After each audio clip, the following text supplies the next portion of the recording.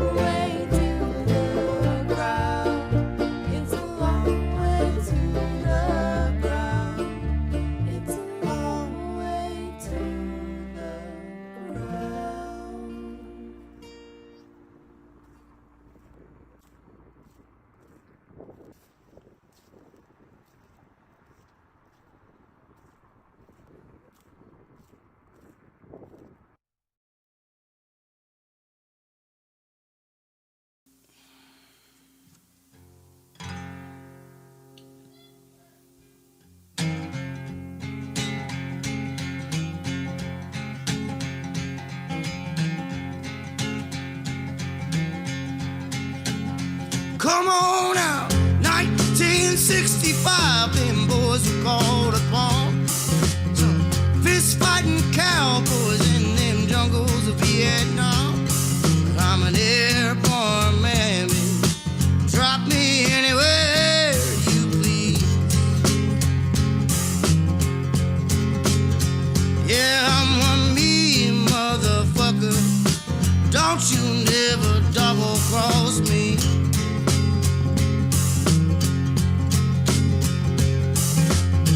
19 years old, doing the bidding for Uncle Sam.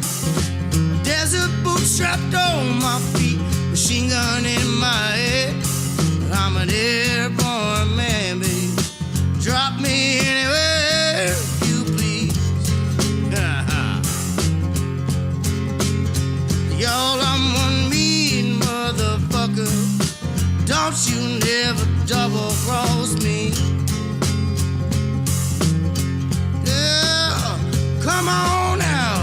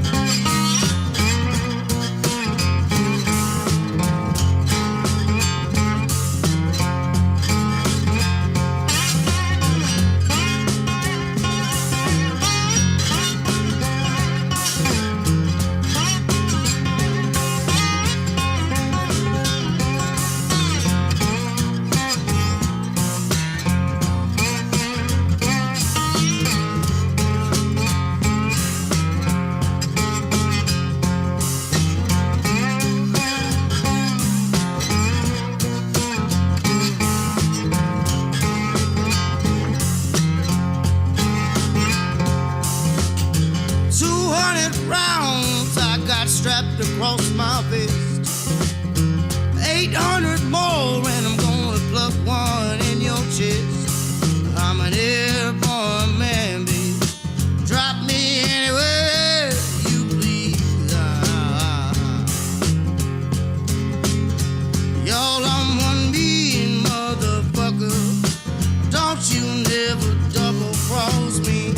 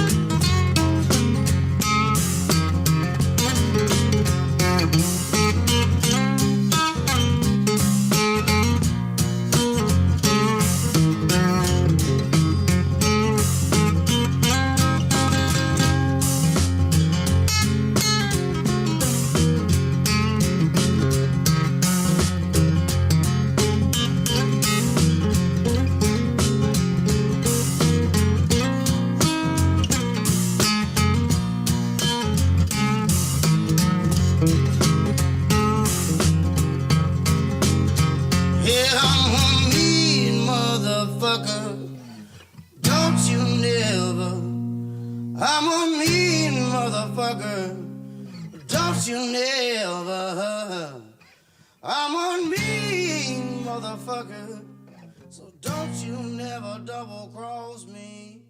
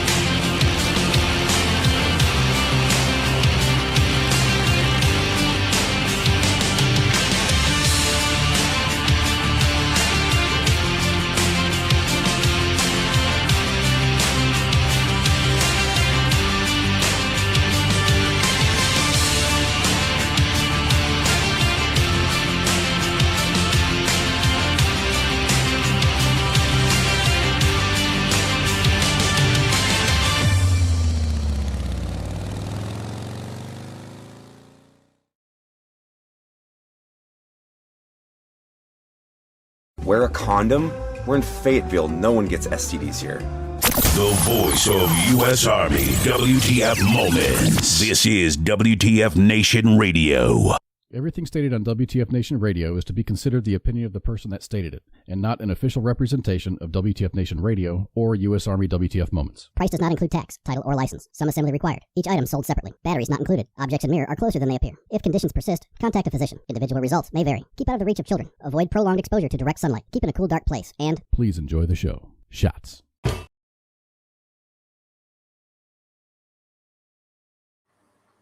Hey, everybody. We're here all Wednesday, and I'm joined by the coach, man. How you doing, Coach?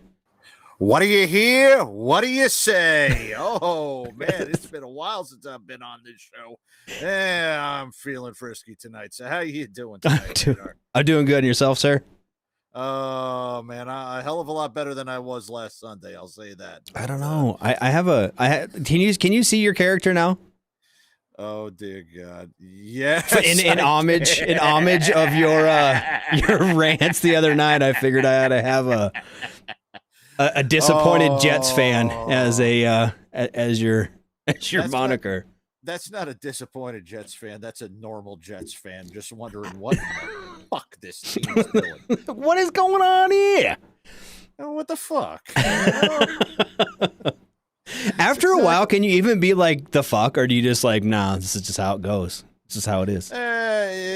It's definitely been that way over the past several seasons. So it's just, when Aaron Rodgers lost his Achilles tendon on the turf over there, it was the gut punch. And just how would I put this? I was ready to basically stop watching the games after that play for the season.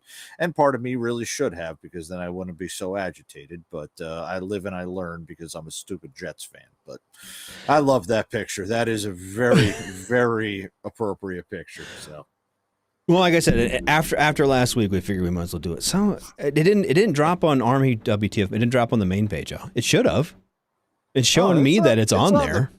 It's on the main page. I'm watching it on the main page right now. That's how I saw the picture. Yeah, I'm showing it as green on there, so it should be on there. Yeah. Huh. What the hell? They even tagged it too. I know Grunt Gaming actually just went live on the main page too. Ooh, yeah, so I think one. So it might if they're already going, that might be what they're doing too. It's hard to. I don't know. We should schedule it better. It's whatever. It's not like we're here every Wednesday night at 2000 Eastern and 1800 Mountain, where I am.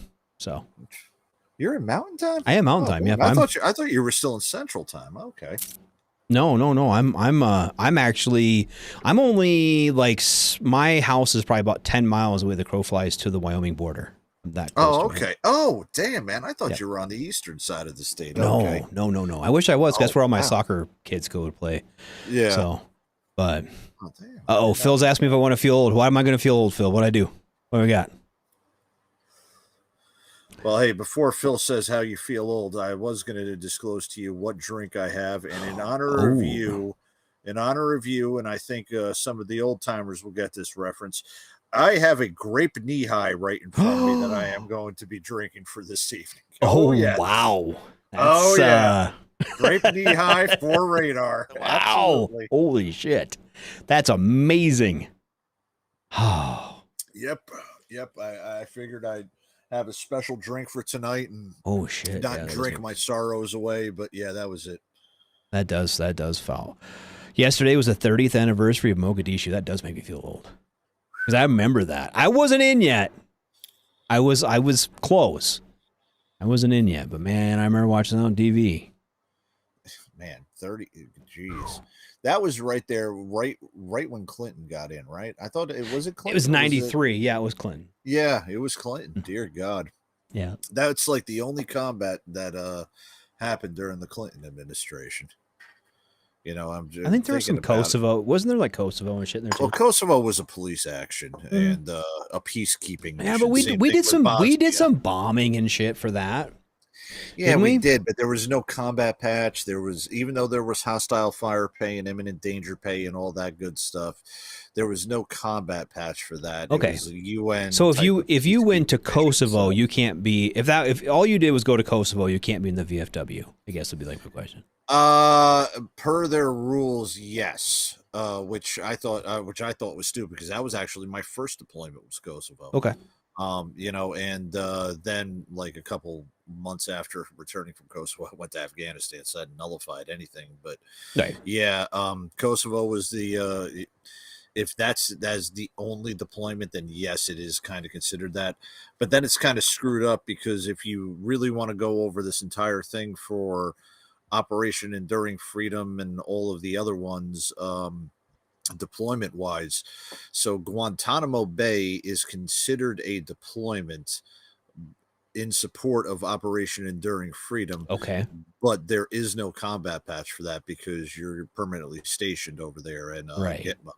So, and it differentiations between the branches, but that qualifies as part of the service, because there's certain MOSs Army wise that is like the only type of hostile fire that they will see is over in Guantanamo. And then for the Navy, that's considered it's considered a short time deployment or something like that. Okay. So right. yeah, I mean, it can be considered, but there's like, that's that gray area of rules of whether or not it's going to happen. But because Kosovo was never declared a combat zone, even though you do get hostile fire pay, the tax-free and all the imminent danger pay and all that, I don't believe that counts as an actual wartime campaign for the VFW. Okay. Yeah, because I think you have to have a campaign medal attached to the operation for it to count. Yeah, right. there is a campaign medal. The Kosovo campaign medal, there is one. That you do get for that. Yeah. Okay. I know that was all before, because I came in '98, so they were still doing that stuff, but I kind of missed out on it. But I thought you just got like the United Nations Service Medal or something like that, or whatever you guys got for. Or is like a NATO action or whatever. So there is a UN medal for Kosovo that you do get, and you do get the Kosovo campaign medal. So both of those medals I returned back from that deployment with. Okay. And then so I mean, there is that campaign in there, and God, dear God, I'm gonna now get into this. What is it? 670-1, the wearing appearance, or no, 600-8-22 is Army Awards. That's the one that I was thinking of. Yeah, start getting into that, because there's like certain ones that qualify. Apparently, there's a time that the Kosovo campaign medal somehow qualified for the Global War on Terrorism expeditionary medal. Okay. At one point, but then they reverted that back or scaled it back or something like that. But yeah, I don't know. I've been gone too fucking long to even remember that one, man. Sean Ryan had a Delta guy on who was involved in the battle in a show. He released a 3-part episode and released parts day before, of, and after the incident. It was a really good interview. I need to start getting more into podcasts at work, instead of like, I'm not going to segue into that yet, because I'm not ready to get to the meat and potatoes of the show yet. But I work, I'm pretty much alone in my office, and I do a lot of stuff, and so I need to get more into podcasts. Jeremy says his first deployment was Iraq in 2003, February 28th of 2003. That was the invasion. That was right about invasion time on it. Yeah, that was. Yep. Oh, he was doing port operations over there in Kuwait and into Iraq in the southern end. Oh, yeah. I was actually just getting back from Afghanistan. I mean, I came back. I got back in June of 2003 from Afghanistan. Okay. And when they kick off in like March or April or May or something, the invasion was still going on. We hadn't actually taken Iraq yet. And so they were like, "Hey, don't unpack, because you might be going back." I'm like, "Fuck, dude, no, I'm not. Fuck you." That's what. Yeah, go ahead. No, go ahead. And then they were like, "Oh, you're don't worry." And they had a stop loss. I was like, "Nope, you're not fucking stop lossing my fat. I'm time for fucking radar to get the fuck out." And then they lifted stop loss in like August, but Yeah, I remember that time period because, all right, so that Kosovo deployment that I went on was October of 2001 to March of 2002. Mhm. I came back, and then the 82nd deployed to Afghanistan in June of 02. We got back January of 03. Yeah. January of 03, by the time that we were getting back, the 2nd Brigade was starting to deploy over to Iraq for the invasion. And they asked people over in our section if we wanted to go. And I had 2 buddies of mine that had just finished the Afghan deployment. Both of them were single, didn't have family or anything like that. So they said, yeah, screw it, I'll go ahead and do it. And they ended up going on to the next bird out to Iraq for that invasion. Yeah. So, we had that thing did happen at that time, but God, honestly, back in those days, well, I mean, I guess I already had a kid. I did already have a kid, but I mean, God, even with the kid, I would have been hard for me to turn that down, I think. Because back then I was still in shape, and really at that point in my life, that was the only thing I was good at. Yeah. You know what I mean? I was good at that and drinking beer. That was the only 2 things I was good at when I was fucking 22 years old. So you might as well fucking send me back to Iraq and I can help out over there. But I just come back. We were gone for almost 18 months. And so I was like, I don't want to do that shit. That was dumb as fuck. So yeah, I was down for not going. And like I said, and then I was supposed to get out, and then we got stop loss, and I was like, if I'm going to be stop loss, I might as well go. And we were going back and forth, and I went for like a minute. I was over, we'd call it the 3-hour tour. I actually hopped on a C-130. I was going to, my base we had so we had a VMGR squadron, the C-130 squadron. We went for like a minute for my 3-hour tour and came back. But, it was whatever. I don't know. It was kind of fun. And like I said, then I got out and called it a day. And then I went back in 06. So, so those first deployments, were they with the Marines? Yeah, those were that was Marine Corps time. That was the Marine Corps. That was Marine Corps time. Okay. Yeah. So yeah, then I was like, fuck this. Well, because I figured I was in a helicopter, right? Yeah. And I didn't want to get like, because then when you get shot at, you have to hit the ground and then you die. So I wanted to just be on the ground and not have to worry about the middleman. I just want to I don't want to think about it. I just want to like hit a bomb and be dead. I don't want to like have to think about it at all. So, yeah. But anyway, so yeah, I mean, I think that there's something to be said for those deployments, though, because they're kind of they were fun. They were. Let's not lie. They were fun. They were fun, and they were. I always kind of equated it to be like, to use a sports analogy, like that's the big game. You practice for the big game, and now the big game's here. It's time to play. You know what I mean? Yeah. And so you want to do that. You want to be part of that. That's the whole reason you came, right? You didn't do 2-a-days in the summer to fucking sit on the bench and watch everyone else play. Fuck that. Throw me in, coaches, go. So that was kind of my thought on it, and it was fun. I'm some of my best friends of my life I met, in the military and doing that stuff with, and granted it's hard to walk now because my back sucks, but don't sleep at night. But yeah, whatever. Yeah, and the Marines had to worry about the Ospreys crashing. I was still on 46s. We didn't have Ospreys yet. Hell, even back at that time when we were doing this, you can kind of consider it like opening week of NFL or, opening day of baseball. But, we all back in that time period, we all had the little thought that it wasn't going to be the forever war that it turned out to be of 20 years. We all thought that, hey, a year, 2, maybe 3 years later, we'd all be done with this. And then, freaking 3 years later, we're still deploying over to Iraq. Iraq's getting worse. Yep. Afghanistan at that point became stable, but we still had deployments going on over there. And then it just became one thing after another. The fucking surge came in. Afghanistan started to get worse, and then it was just strictly Afghanistan because we had to get out of Iraq. We promised it during the campaign, so let's get the hell out of Iraq. And then we get out of Iraq, then we're going back into it, but we're only there to advise everybody. We pulled all the combat troops out. No one told the Iraqis that. No one told the Mahdi militia and all them that. nobody told ISIS, and then freaking ISIS comes around, and President Obama doesn't even want to call it ISIS. He's the only person on the world that's calling it ISIL, or whatever the fuck it Pistol. is.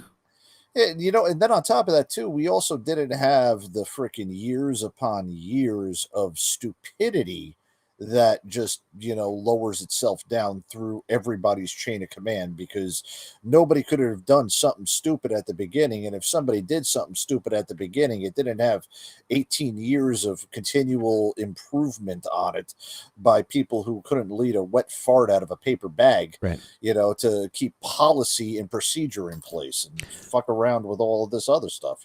Jeremy said his company was in Jacksonville, Florida doing port operations in February of 2003. They did over 5,000 pieces of rolling stock and 256 aircraft in 72 hours. That's a lot. That's crazy. Yeah. Jacksonville, Florida was actually, that's a pretty big, the Naval Air Station's down there. Mm-hmm. I had to rotate through NAS Jacksonville multiple times on my way to Guantanamo, to and from Guantanamo. That's where they got some pretty big stuff out there. Yep. I actually like that area. If you ever been down there, but I was stationed in Pensacola. I was stationed in Pensacola for a while, and actually we went to Jacksonville for that.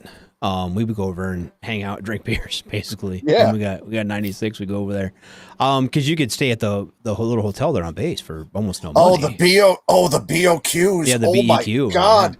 Yeah, they had that. There was one of them that had like a bar right there in the middle of it too. Great. And so, like I said, we didn't want to get in trouble in Pensacola, right? Because you don't want when you're in a school command, the last thing you want to do is get in fucking trouble, right? Yeah. So we would hop in the car. My roommate had a car, and four of us would hop in my buddy's car, and we'd go to Jacksonville. It's only like a 3-hour drive, 3-hour drive. We'd go over there, drink some beers, hang out, go to the beach, and Jacksonville there's plenty of military there. But it wasn't like Pensacola. It was all fucking Navy and Marines, just like the whole fucking beach. And it's like, these are the same fucking dudes. I want to meet some people. I want to, like, I don't know, not have a sausage fest on the beach. Yeah. Never shit where you eat. That's right, Phil. Yep. And so like we wanted to diversify our bonds a little bit. And so that's what we did. And we had a fucking blast over there. It was great. Yeah. So now it's become kind of the veteran, center of Florida right down there. Yeah. I've heard that. Wounded Warrior Project has got its headquarters right down there, and they're doing a lot of stuff within the veteran community, just with the businesses. CSX has been hiring a lot of veterans out there. Some of the financial institutions that are out there, they've been really pushing towards hiring veterans out in that area. So, Jacksonville is a good place for a vet to be at. A lot of resources there for everybody. Yeah, absolutely. Yeah. And, it's Florida in and of itself has always kind of been a very veteran centric area. Even when I was there, this was in like 98, 99. There was still lots of, veterans and retirees, a lot of military retirees to go to Florida. I know the taxes are advantageous to to retirees and military retirees in general, and it worked out really well for them. So, I mean, you basically have a great place there for that kind of, if you want to do the Wounded Warrior Project, or if you want to do any sort of like veteran centric area, why not be there? Why not be where the vets are going, And I wonder if they're flocking there as hard now as they were when, in the late 90s, early 2000s. I can't really tell, that time period. Obviously, that was way before mine. I mean, I didn't graduate high school till 98, and I never was around, Florida during that time while I was in. But I would say, with how many veterans I know that are in that area, it's advantageous. It really is. It's more advantageous there than it is, in other large cities. I mean, for crying out loud, you go to New York City and they'll basically just try to, rape you and, smuggle you in for drugs and shit like that. But, right. It's New York for you. Oh, you gotta You gotta take the good with the bad. Yeah, that's true. You know, shit happens. Very true. Yep. So, what the hell was I going to say? I don't even remember what the hell I was going to say. So fuck it. Whatever the hell I was going to say, just completely ignore it. Well, I will. So all right, great. We'll go back to Pensacola. I think we'll jump into this now, and we'll talk about this guy. Okay.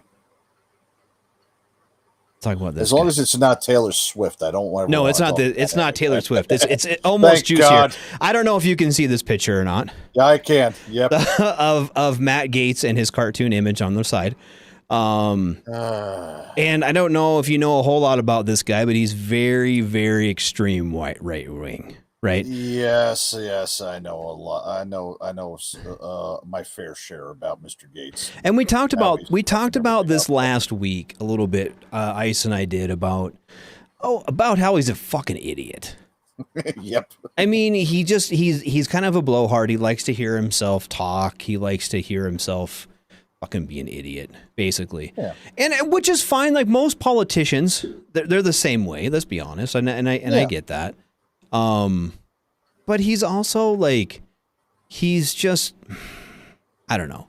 And here's my opinion. Okay. I'm gonna throw this out as radar, and everyone's entitled to their own opinion. Right. Mm-hmm. I don't think Trump is the embodiment of evil. Okay. I'm kind of medium with Trump. I didn't love him, didn't hate him. Okay. Yeah. I thought it was kind of funny how he came in and like was just like, fuck the establishment. When he stood up there and he's like, yeah, the system's rigged, I use it. Like, I was like, fuck yeah, dude, that's awesome. Like, yeah, fuck yeah, burn this bitch down. That's fucking drain this swamp. Let's get this going.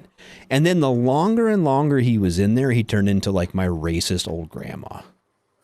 You know what I mean? Yes. And I'm just like, he would just start spouting off some shit. I'm like, that doesn't make any sense at all. And I just attribute it to the fact he's like 80 years old. Yeah. And so his brain probably doesn't work that good, right? And I was like, man, and then when all that shit went down with like January 6th and whatnot, and I don't know all the ins and outs of that, I kind of just fucking took that to be like, you know, I think you're about my age. You both graduated in 98. Yeah. So we can both kind of appreciate like when Al Gore, George Bush in 2000. Yeah. And there was some voting machine errors and there were some problems and stuff, but at the end of the day, right, kind of for the betterment of the country, Al Gore was like, you know what, dude, you won.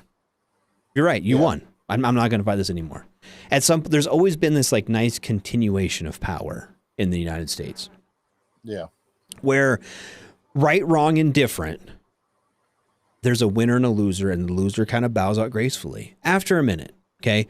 Now, do I think there was some nefarious shit during the election? Absolutely. I remember sitting in this chair right here on election night and fucking there was a pretty clear winner. And then all of a sudden at 3:00 in the morning, a bunch of ballots are found. Yeah. And, oh, hey, now you're not winning no more. I mean, I think most of us sitting right here would have been like, hey, Trump's got this. Trump's got this in the bag. Yeah. All of the economic indications, because the economy was repairing itself and everything was going good. All of the metrics that would any other president would have been reelected, but he wasn't. And instead of saying, okay, I lost, this is why I lost, I'll fix it for next time. Mm-hmm.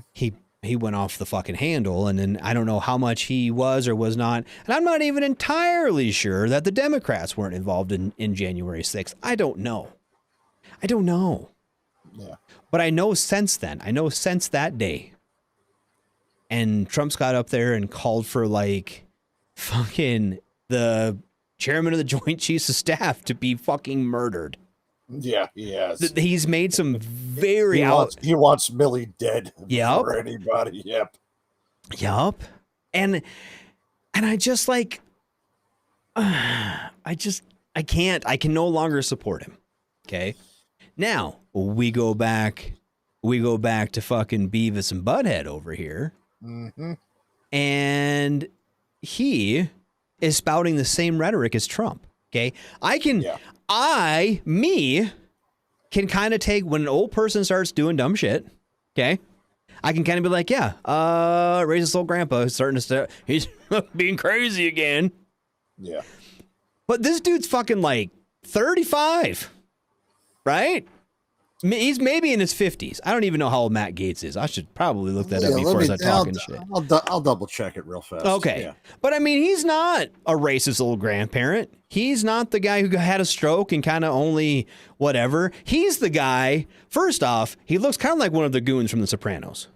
Doesn't he? Does he not? Like, you put him in a tracksuit. You put him in a tracksuit, he could work for Paulie. You know what I mean? He wouldn't have the balls to be off his Paulie Walnuts. No, there ain't no chance in hell on that. But you know what he looks like? To me, he looks like the guy that if I pull into a used car lot and he comes strolling out, I'm like, nah, I'm just looking, and I'm fucking out. Yeah. You know what I mean? I'm not giving him my fucking credit information. There's no way. It's that fucking haircut. It's just the way he fucking carries himself and that fucking, like, his squinty eyes, and he looks like he's got some kind of birth defect. I don't know what it is. He looks like fucking Butthead though. He does. But as we go into that, yeah. Like, I can't. He gets up there and he starts spouting off some shit that doesn't make any sense to anybody. Mm-hmm. But he keeps doing it.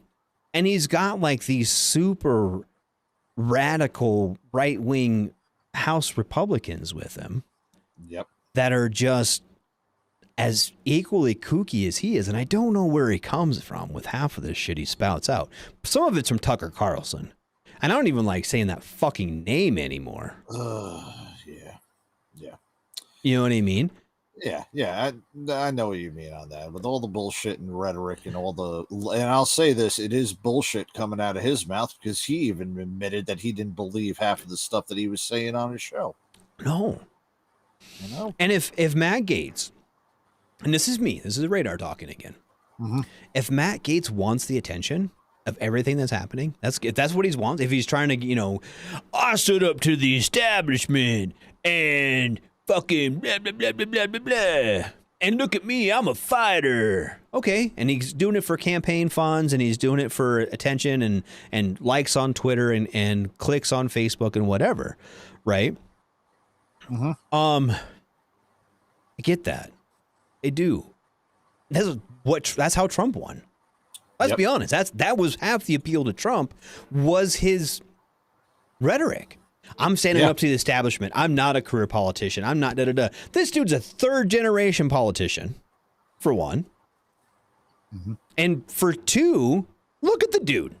All you gotta do is look at him and be like, man, this guy's kind of slimy, which is fine. Be a slimy politician. We expect that. We expect people in Washington to be fucks. Who said that in the comments a minute ago? Like, they don't trust. Steven said, I gave up on political parties a long time ago. Both are self-serving blowhards. Absolutely. Yes, they are. Absolutely. And we understand that. But what fucking the live action butthead has done has locked up Congress now, essentially. Right? Yeah. So if anybody didn't hear, this is okay, Mac. This is the Speaker of the House, McCarthy. Okay. Mm-hmm. He got ousted for the first time in our political history. They removed a sitting Speaker of the House. The first time in the history of our country, they have removed a sitting Speaker of the House. And it's fucking shameful. Yep. What 8 people have done. I think there's 8 in this far right Congress, they call themselves. Mm-hmm. We have 45 days. I don't got shit. Okay. Yeah. The federal government has 45 days to pass a spending bill. Okay. No matter what it is, if they're going to do a continuation of before, whatever the fuck they're going to do, raise a debt ceiling, whatever the fuck they decide to do. Yep. They have 45 days, or they're going to start cutting shit. Right now, right now, us as veterans, if you get a pension from the VA, you should still get your pension. Yeah. That's one of the protected ones. Yeah. For now, the military wasn't supposed to get paid. Yeah. So what are you going to do? What are you going to do when you're not paying the fucking military because you want to be a fuck? You want to be a self-serving fuck. There's a difference there. Like, there's a difference there. There's a difference between standing up to these. I understand that. And some of the points he tries to make, and they're so muddled. I've been listening to him for 2 days now. And he'll say something like, we want single item spending bills. I agree with that. I think every bill should be a single item. There should be no riders. There should be nothing on bills. I agree with that. But then he like freaks out. He's like, yeah, but he made a deal with the Democrats to keep the government open. That's his fucking job. We're supposed to be making deals with each other. We're supposed to be coming to a compromise. That's exactly what we're supposed to be doing. And my idea of a compromise, and this is what I've always been told, if you get a good deal, if you both feel like you kind of been fucked, if both sides kind of feel like they've been fucked, there's a good deal. Yeah. We are not going to get everybody in Congress, both sides, House and Senate, to agree to everything. That's not going to happen. And there's not enough of a majority from either party, and there hasn't been for a minute now, to really pass all legislation. Yeah. We have to, both sides of the aisle and both houses of Congress need to work together. And that's their fucking job. That's their fucking job, is to make sure that the government doesn't shut down. So you can't get mad at the Speaker of the House for trying to bring people together to get shit done. That's what they're supposed to fucking do. Congress has like a 22% approval rating. And that was like fucking Sunday. Yeah. I can't imagine what it is now, because all the fucking news cycle has been for 2 fucking days is these two idiots going at each other's nuts for no reason. None. For procedural bullshit and their own personal belief. That's exactly what it came down to. Yup. And I get it. I think some of that, okay, do I think the government spends too much money? Abso-fucking-lutely. There isn't a person that can do simple math that doesn't understand that our government's going fucking broke. We understand that. And we need to reel that in. But you can't say, basically what Butthead wanted was money to fucking, my constituents want the border closed. Really? In Pensacola, Florida. He serves like Pensacola and like that panhandle of Florida. How many of them are walking out their fucking door every day and seeing illegal migrants crossing their fucking fields? I understand there's a problem with illegal immigration. My idea to fix it is completely different than theirs. But he's stroking that Trump. Build the wall, build the wall, build the wall. Motherfucker, they got ladders too. You know what I mean? Like, we don't really want the things that they think they want. And I want the military paid before I want this fucking wall built. Me. Radar. Yeah. Go ahead. I keep cutting you off. I'll stop. No, I don't. No, because I need a drink. I'm getting verklempt.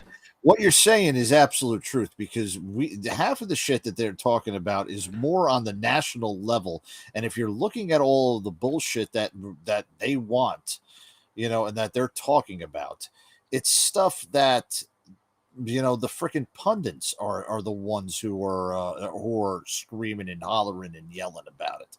It's the freaking Hannitys and the Tucker and the Tucker Carlsons.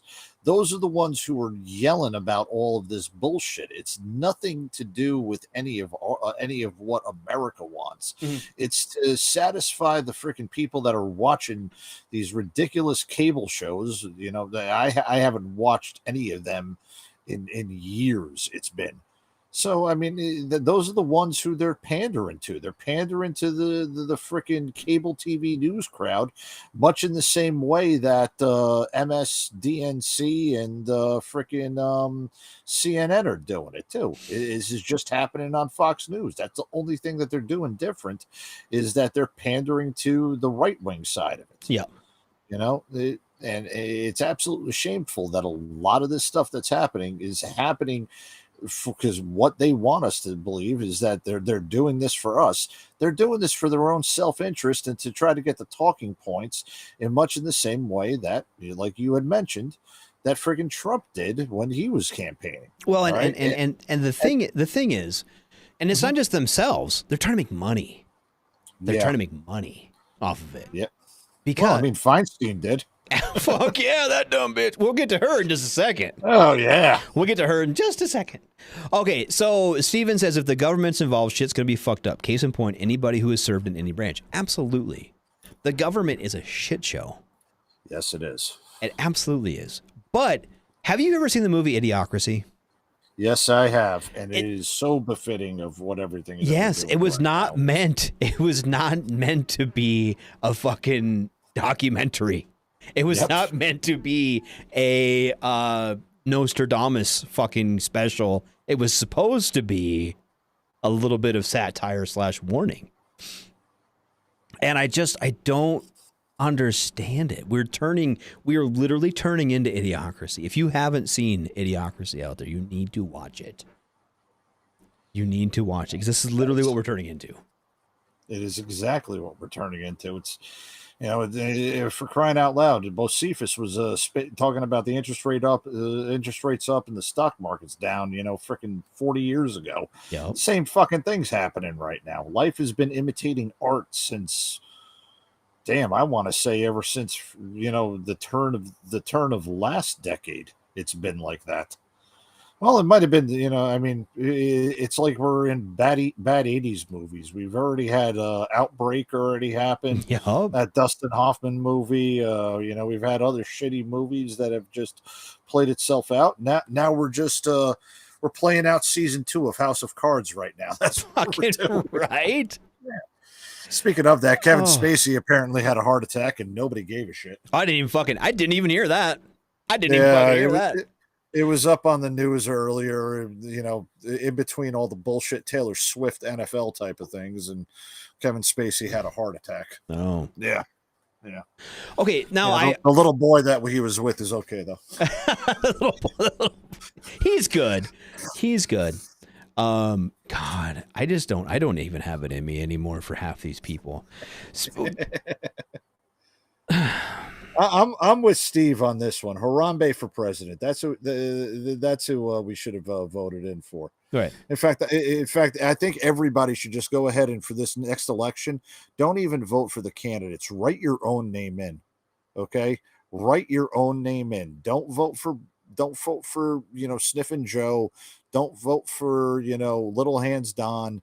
Don't vote for whoever the hell else gets onto the ballot. Write your name in on every single ballot that's out there. Just oust every single politician. Just do that just to completely throw off the system. Well, we've only had about 4 people that ended up getting, were on the ballot, but we've got 785, other people that decided that they were better at the job than these crooked ass politicians. Let's do it the right way. Oh, this is fucking, speaking of crooked politicians. So I have no love lost for this woman. Okay. And I think we know where we're going with this. We've talked, we've kind of hit on it a little bit. The woman who appears to be an unwrapped mummy, Dianne Feinstein. She finally retired or left office the other day. At like 90 something years old. Yeah. And I am all for, and actually think there probably should be more women in Congress on all fronts.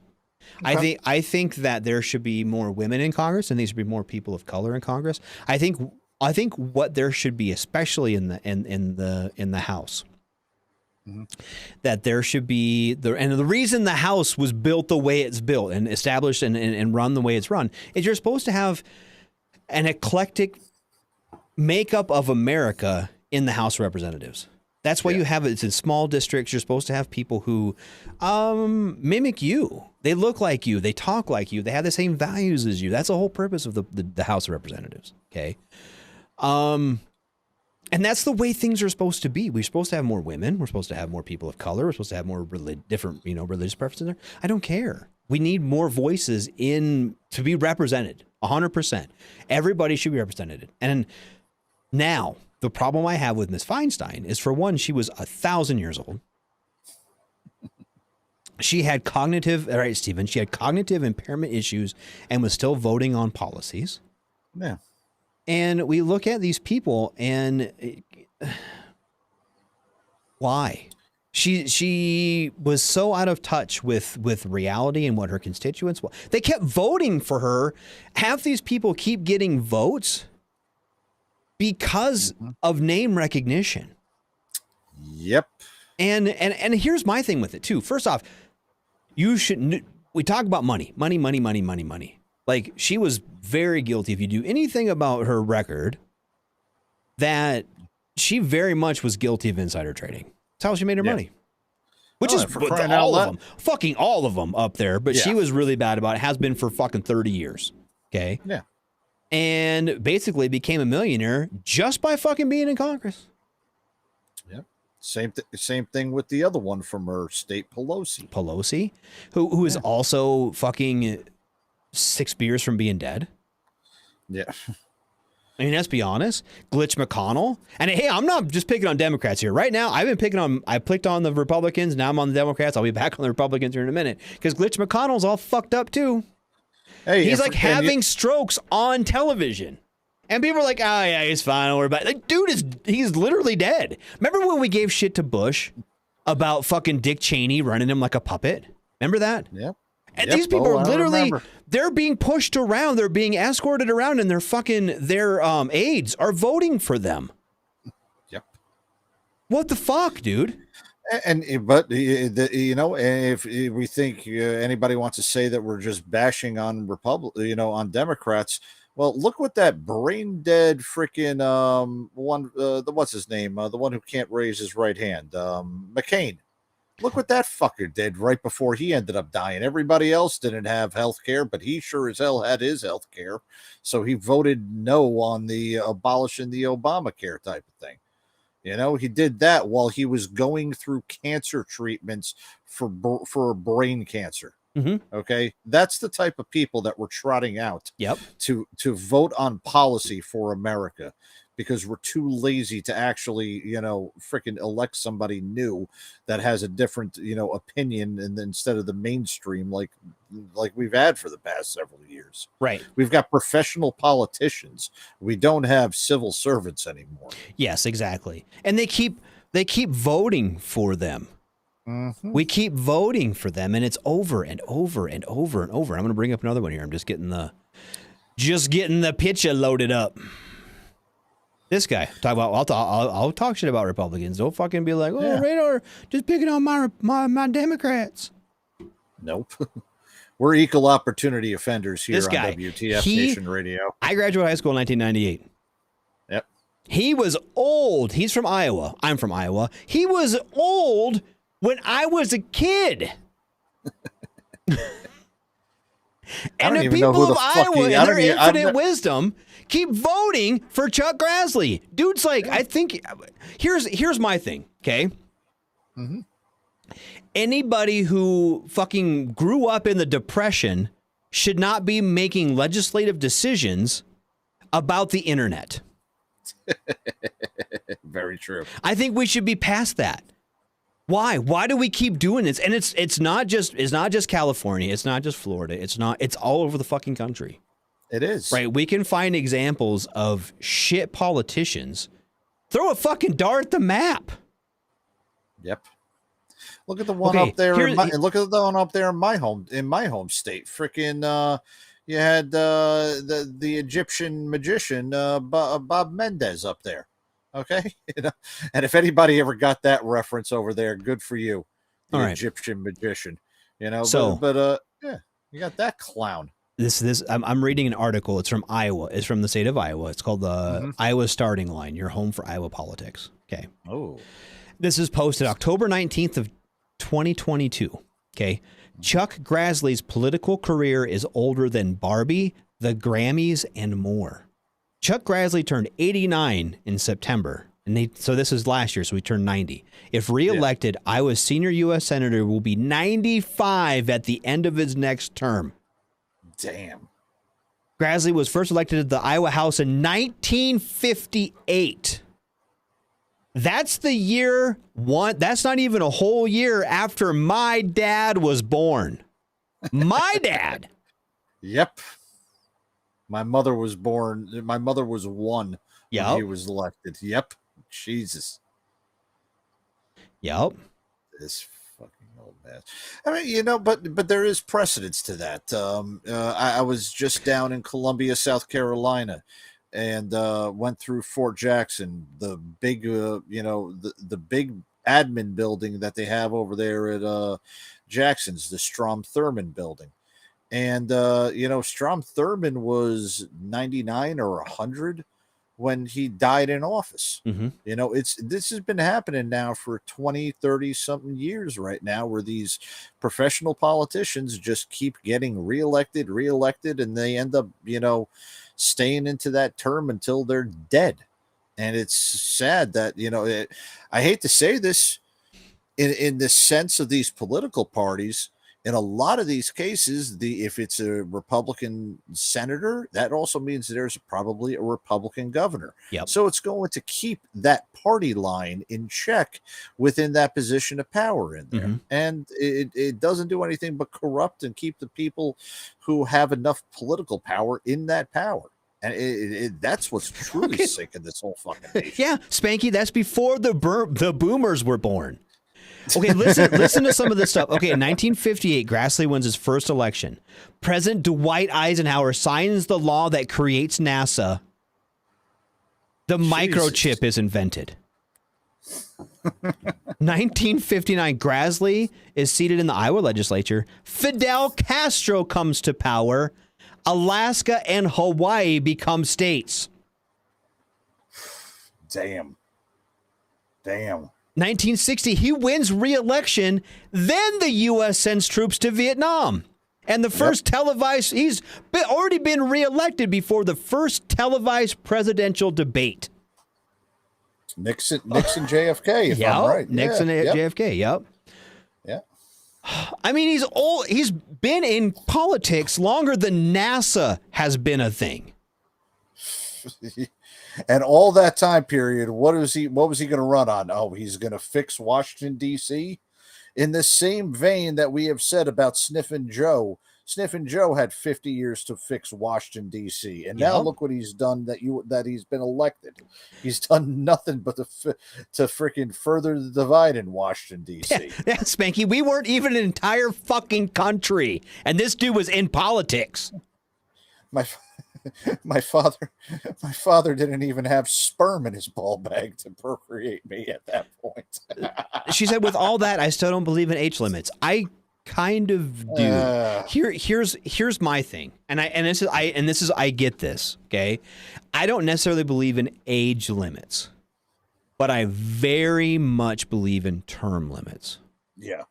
I very much believe in, see, Stephen wasn't even born yet. Yeah. And he's a boomer as fuck. I'm just kidding, buddy. I don't know. But I'm just saying, like,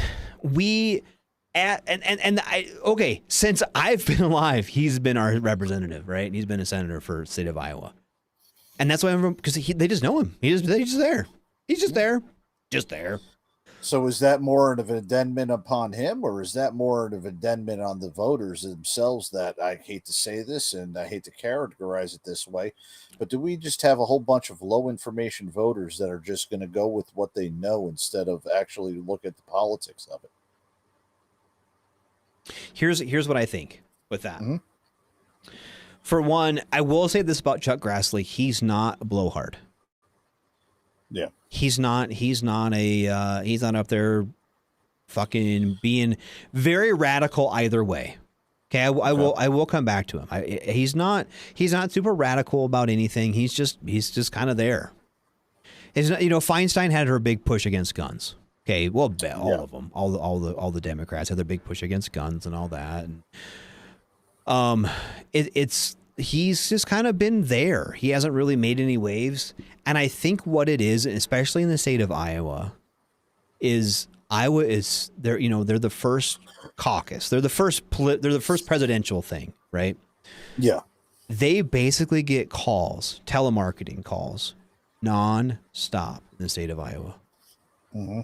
I mean, even now when it's not really election season, but it's starting to get primary stuff, they'll get phone calls from people.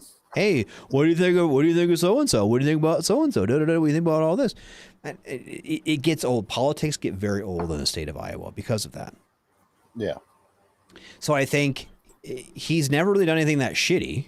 He's never really been in any scandals. He's never really done, but he's never done anything great. But he hasn't done anything shitty. He's just there. He doesn't call anybody. Everyone knows who he is. So when you go in there and you're making, oh, fuck this guy. He doesn't fuck call me. He doesn't do just fucking boop. So you vote for him. I really think that's what it is. Everyone in Iowa who does still vote is so detached. They're so inundated all the time with political bullshit that they just, well, this guy's kind of, he's center.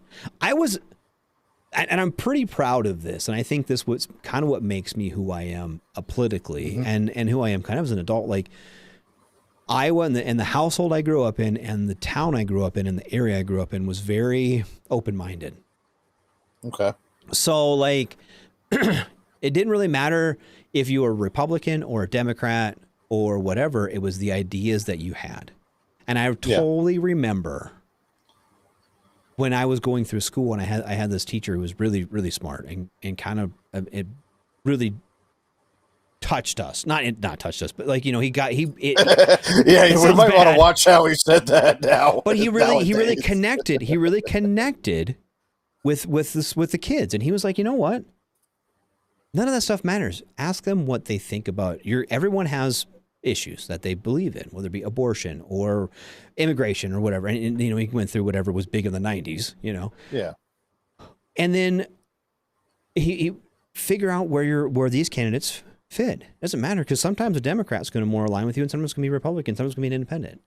Figure out where they stand on the issues that are important to you and that's who you vote for. And that's, I very much throughout my course and you know, the Iowa is that way. So I live in South Dakota now. South Dakota will probably always have a Republican governor. And Republican run House and Senate, state House will probably always be fucking Republican. Even if your governor has an affair with a Trump aide, she'll probably get reelected. Even if your attorney general runs over a dude drunk driving, he probably still won't get in trouble. We won't talk about any of that. Anyway, I was not like that. I will hold their people accountable. And they don't. There's a lot of debate. There's a lot of discourse. Here, there's not. Here, we don't have debates. We don't have discourse. It's just written that everyone knows the Republican's going to win, so nobody fights, kind of. You know what I mean? So it's apathy at that point. Basically, yeah. Yeah. So I think there is something to be said for that. But like, you know, we go back like, yeah, he doesn't fucking call everybody. He doesn't annoy people. He doesn't whatever. He just fucking sits there. But now I look as an adult, I'm like, dude, he's so fucking out of it. His just like the things he says, I'm just like, what? Huh? What? You can't be serious right now. You really believe that there's like monkeys like typing up the fucking internet or some shit? I don't know. Like he just doesn't understand like how the world works anymore. He's got no idea who the hell Harambe is then? Yes, he would know. He wouldn't know at all. And if you put him in there, like, who's that low color boy? Like, he's so fucking far out of it. He doesn't even know. And it's embarrassing. It's embarrassing for him. And honestly, at this point, retire. Re-fucking tire. What are you doing? You're not doing anything productive. You're not helping the country anymore. Retire. Be fucking done. Yeah. And like I said, I was going to say, fucking that's exactly what it says. In South Dakota, the people can vote for things and the government say, nah, fam, it's not good for you. We voted to legalize marijuana as a state, and it passed pretty fucking handily. It passed like 80, it was like 65-35. Okay. And then she's like, nah, we're not doing that. But bitch, the Constitution says you have to. Nope, we're not doing that. We're not going to do that. We don't want it. It's not good for my donors, so we're not going to do that. It's basically what she said. Yeah. It's not good for my donors. And then so we had to revote for it because there was a law passed, and it was a very gray area that said it has to be a single everything. If we South Dakota is really cool. If you want something to put on the ballot, and you just got enough signatures, it puts on the ballot. Doesn't matter what the fuck it is. You could put, hey, we're going to start calling the sky purple, and if you get enough people to vote for it, it goes in the Constitution. Now the sky is purple in South Dakota. Oh, okay. No shit. Yep. Doesn't matter what it is. So we put on the ballot, and we signed this. We got it signed. We got to put on the ballot to allow to legalize marijuana, and they put on there for medical, for medicinal, and for recreational use. And it said, because it said for recreational and medicinal use, they took it to the Supreme Court. The same guy, the Attorney General, the same dude who fucking ran over a Native American guy drunk. And then he left the scene, drove back to his house drunk. Okay. And then they found the license plate like on the scene or something. So they knew it was fucking him. The highway patrol goes to his house 3 fucking days later. And they're like, hey, did you hit a guy? No, I hit a deer. Oh, there's a fucking dead guy right there with your license plate laying next to him. Oh, well, no, I hit a deer. That's why there's blood in my car. And so they found the guy's blood, like in his fucking, in the dash of his, you know what he got? Like leaving the scene of an accident. He got like a misdemeanor out of it. Jesus Christ. Yup. Yep. Oh, and there's like fucking beer cans in his car and shit. Like, nah, he's fine. Don't worry about it. And then he kept acting as Attorney General. They finally made him step down. Finally, they're like, no, you need to fucking fire this dude. Yeah. But anyway, so he took it to the court, so the Iowa Supreme Court or the South Dakota Supreme Court, saying it's not legal because it's got 2 things in it. We passed a 1 thing, and we're like, it's the same thing. It's not the same thing. It's different. Oh, it's different. It is really. Oh, okay. Yeah. And then so they struck it down. We're like, we all voted for it. Hell, actually, you know what? I take that back. I think North Carolina did the same exact thing to me. God, what year was it? Okay. I want to say it might have been 2018. Don't quote me on this, but I want to say it was that time. First, the governor that got elected to North Carolina, the only reason why he lost the election, and I wish I'm joking, had to do with Bruce Springsteen and not going to the bathroom in the same bathroom when all that shit happened back in like right at the 2016 election. So Pat, whatever the fuck his name is. 2018, there was an amendment, a statewide amendment, as far as like certain things that can be, are added to the state constitution. One of them being the voter ID bill. Okay, so everybody was, at that point, yes, we want to ensure that, you have to show your, some type of driver's license or some type of ID. And then, obviously the Democrats came up with the bullshit of, well, that's disadvantaging black people because it's, that's racist. They don't have access to get IDs, whatever the hell that means. Yeah, so I fucking hate that argument. I hate that argument. Yeah.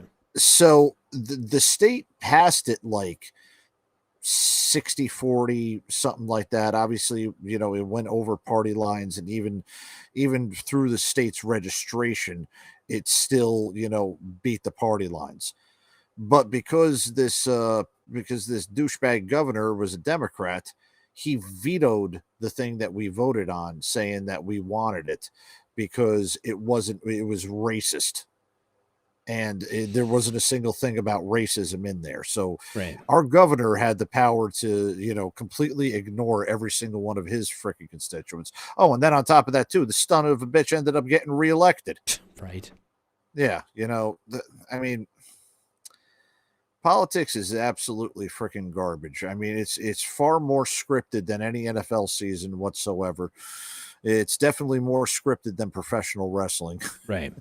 And it's a sad state of affairs when somebody who is older than, well, yeah, all right, fuck it. I know he's watching, is older than ICE is, then at that point, you got to get the hell out of there. Yeah. I am for term limits, but I'm going to argue against you about this age limit thing because, all right, I'm saying this right now. This is kind of a bad sense into this, but I'm going to be honest here.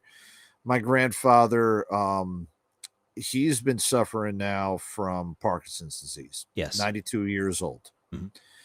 Can't make a decision about himself whatsoever. And every time I've seen him over the past 5 years, he has steadily declined as far as his mental health. Right.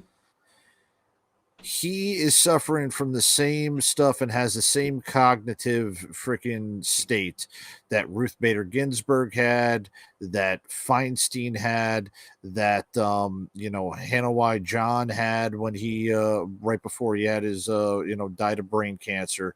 He's had that same cognizant state that they've all had in there. Right. that guy can't go ahead and, determine whether or not the type of care that he's able to have, let alone vote on what flavor ice cream he's going to get at Carvel. Right. All right. We're entrusting these people at that age with that cognitive decline to not only vote on bills, but let's also be quite honest, to speak as the leader of the United States of America. Right. Because Sniffin' Joe is freaking, his cognitive decline has been far worse than any of these other people that we've seen around here. Yep, absolutely. And we still keep everybody going for it. So age limit wise, I do think that once you hit around 90 years old, yeah, get the hell out of here, because all you're doing at that point is holding up somebody for your own personal gain to take over that office. It's time for, I'm not going to say time for fresh blood, but really it is time for fresh people, because you're too stupid to have known about it. Your wisdom has gone past your capability that you have, your brain function. I think, and this is where my problem with this lies. Okay. Because I agree with you. I agree that people like, especially Joe Biden, he is, I didn't think I would ever say this. I really didn't think I'd ever say this, but I miss Obama. Whoa! Yeah. Whoa! Well, holy shit! And here's why. That's either our views are about to go down, or that chat room's about to blow up here in a minute. Well, and here's why. Okay. President Obama was very well spoken. He was very charismatic. He was all of the things you want in a statesman, right? Yeah. When you want someone representing your country, you want somebody who's sharp. You want somebody who's polite, you want somebody who's intelligent, and you want somebody who can convey that intelligence to other world leaders. Yeah. We haven't had that since President Obama. We haven't had that in 6 years, 7 years. Yeah. And I think that is where, say what you want about Trump, say what you want about Biden, because I'm going to piss off one side or the other when I say this. Neither one of them is like a respected world leader. Yeah. And what we do with that information is imperative. Like and I think people have got so, okay, I'm looking at like this Freedom Caucus. Okay. These guys that are coming up, that Matt Gaetz for one, and people like Marjorie Taylor Greene. No, Ken Buck. Different. Ken Buck is a little bit on the older side, but he's still on the young side compared to this conversation. Lauren Boebert. Yeah. They're all, give or take, well, not counting Ken Buck, but Matt Gaetz, Marjorie Taylor Greene, and Lauren Boebert are within 10 years of us. And they're fucking nuts. And then you go on the other side and you have AOC, who's fucking nuts. Like, you can pick the younger crowd that they're pulling in, okay, for the most part, is fucking far left or far right. The only people who are middle ground right now are your older people who know that you have to work together to make Congress work. And you can't throw a fit. We have to like have a discussion and this started during President Obama's campaign, his second campaign. Okay.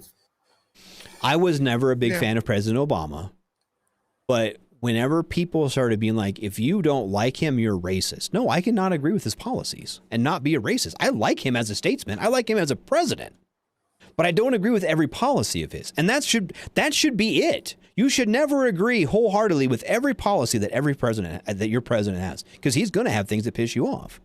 And you have to be intelligent enough to stand up for like, you know what? Hey, I agree with you on this, but we really need to work on, you and I don't see eye to eye here. But since we have thrown things like racism and sexism and all this stuff into this conversation, we can no longer, as soon as you start disagreeing with somebody, you're sexist. I'm not a sexist. I think there should be more women representatives in Congress, but I didn't like Dianne Feinstein. and I'm glad she's gone. I can say that and not be sexist about it. I don't like her, right? Yep. But I can say I didn't like President Obama's policies on immigration. I can say that and not be racist. I like President Obama, and I think some of the stuff he did was good, right? And I think some of the stuff Trump did or was trying to do wasn't bad. I don't think everything about Trump was bad. I don't think everything about Biden is bad either. He has good qualities and bad qualities, but like you said, he's not intelligent. He doesn't come off as intelligent. Maybe even in his younger years, looking at some of the stuff he had this always blew my mind when President Obama, from the minute he took the Democratic nomination, he was going to win, and he was going to win both terms. Oh, yes. That was the end. He could have picked a sack of potatoes as a running mate.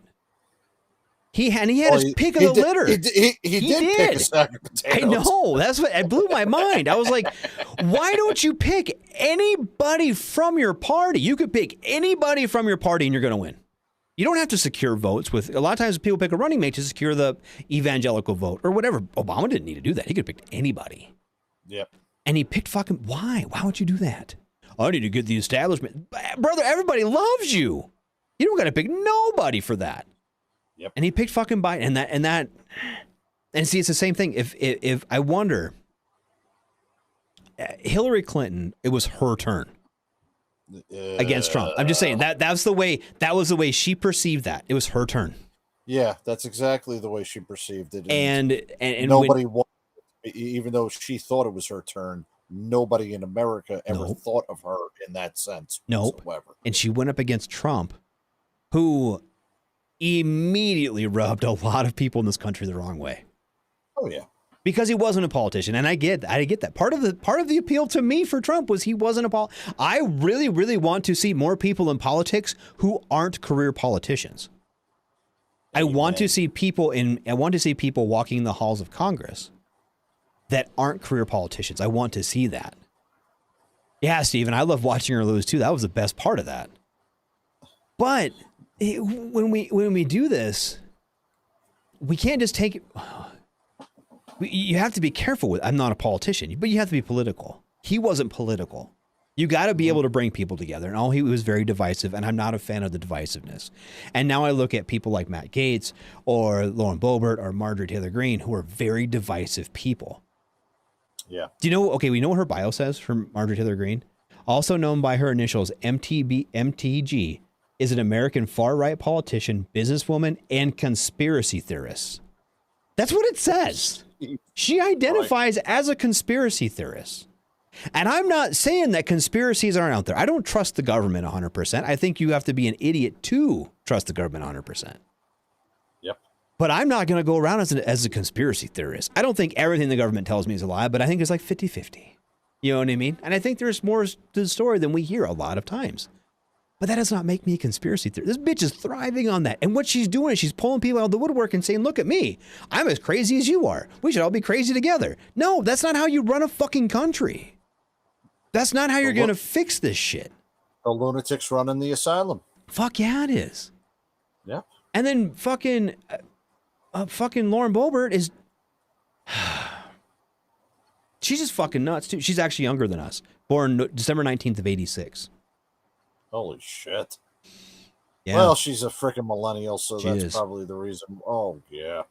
Great. This is what we're going to have to look forward to with these fucking group of people. Yeah. We Well, at least thought we she's had it single bad now. enough. Oh, she is? Yeah. Well, her husband. Well, I mean, yeah. Well, I mean, she's paid that one dude. She gives handies at plays. Yeah, that's the last thing I heard about her personal life. But I'm just saying, like, she's fucking batshit crazy too. Wow, she only won re-election by 546 votes. That's crazy. Clinton lost because everyone saw her as everything wrong with DC at the time. Absolutely. And Clinton is what's wrong with DC.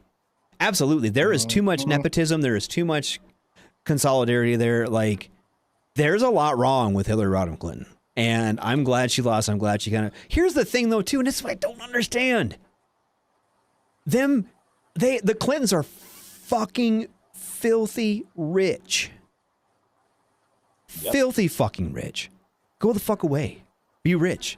This counter billions of dollars that you made because your husband was a fucking president. and you laundered money from all these fucking things. And oh yeah, and the come on, Clinton yeah. Foundation, holy shit! Yep. Yeah, you're in charge. You pay yourself fucking $3 million a year to be in charge of the Clinton Foundation. All these, that's how they fucking launder their money. Yep. And How many everyone times does did- it.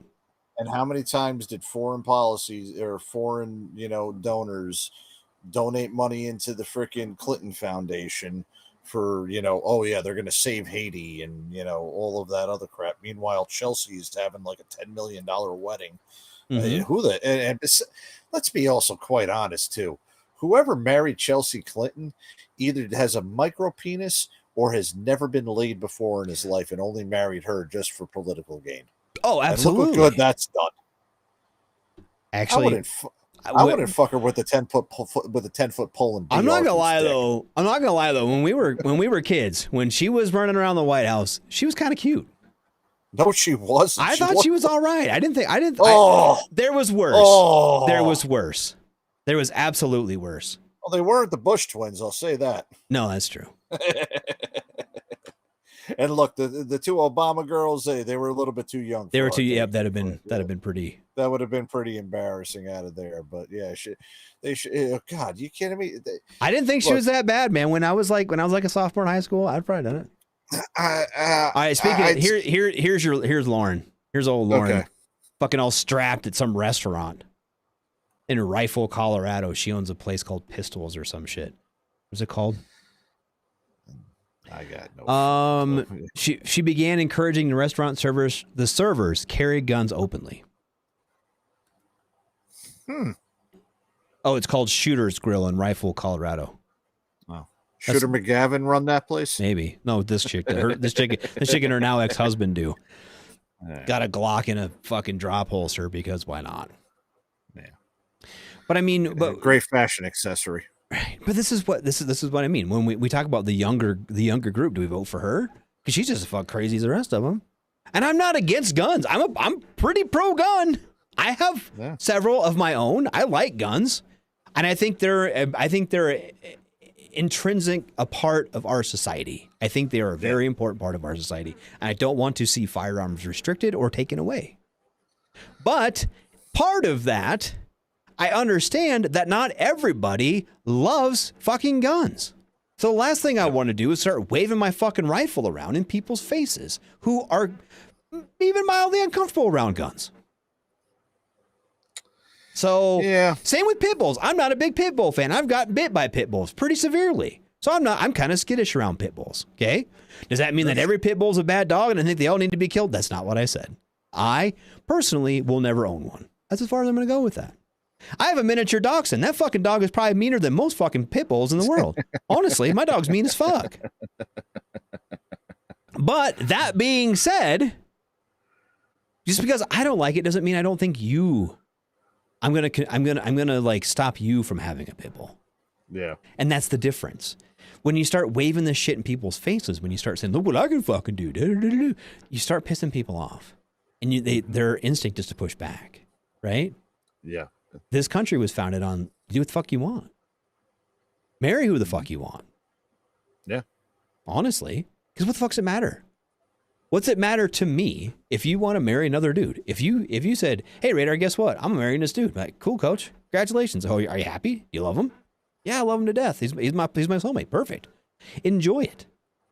Have a perfect life with your husband or wife or whatever. As long as you're not marrying a literal child, I don't care who you marry. Yeah. And I don't care what people do. If you wake up tomorrow and you're like, no, you know what? I'm Mrs. Coach. I'm a chick. Like, all right, dude, that's cool. And my wife would be happy because I'd finally start thinking like her. Right? But if that's what you want to do, who the fuck am I to say no? Who the fuck am I to say no? Now, the only thing I'm going to ask is if you change your name to whatever, and you can go down right now to the courthouse and change your name to whatever the fuck you want it to be. And if I continue to call you coach, you're like, no, I'm Barbie now. Sorry, dude, I forgot. You know what I mean? Like, sorry, I forgot. Yeah. Hey, you've been coach to me for how long? And now you want to be called Barbie? I'm sorry, dude, I forgot. I'll try to remember better next time. So don't get fucking mad at me about it. That's the only thing I ask. That's the only thing I ask about it. Yeah, don't scream at me that I'm a sexist and a bigot just because I forget. Just because I fucking forgot what you changed your name and your pronouns. I don't really give a shit. No. I am not going to go out of my way. I am not the person like, okay, at my work, I can select my pronouns from my email. I don't do that. Yeah. I don't do that. I just put fucking radar. That's what I put. I don't put radar. I put my real name on there, but that's what I do. I don't have my. I was just about to ask you. Really, I fucking should. Actually, I should do that at my work. People are like, what the fuck is going on? Who the fuck is radar? But I mean, I don't gotta put he, him on my fucking email because everyone knows I'm a dude. You know what I mean? Like everyone knows that. And so, but if anybody would prefer to be called something different, that's cool. I will call you what you prefer to be called. Okay, my real name is Jacob. I prefer to be called Jake. But if someone calls me Jacob, I'm not going to fucking scream at them. I go, well, that's literally my name too. You know, so there's things to that, and so like I get it. We try to but people are going crazy with it, and now, I think when people start going crazy with it, that's when they get pushback. Go ahead. Yeah. Now, as somebody who does put pronouns on his thing, and it is a choice, and the only reason why I do so is because I'm doing it to stir shit up. I kid you not. And if I'm lying, I'm dying. I do that basically just so that just because I can, but I also want to get a reaction out of some of the people to see, where they're standing at. I have gotten more email. I've sent out, almost 10,000 emails over this past year for things that we're doing within local areas. I have gotten 5 emails back. 5 emails back at total of people that want to be removed from our mailing list and no longer be a member of our organization because we are quote unquote woke and we don't like this woke shit. So I'm done with you. All because I put he, him is my pronouns in my email address.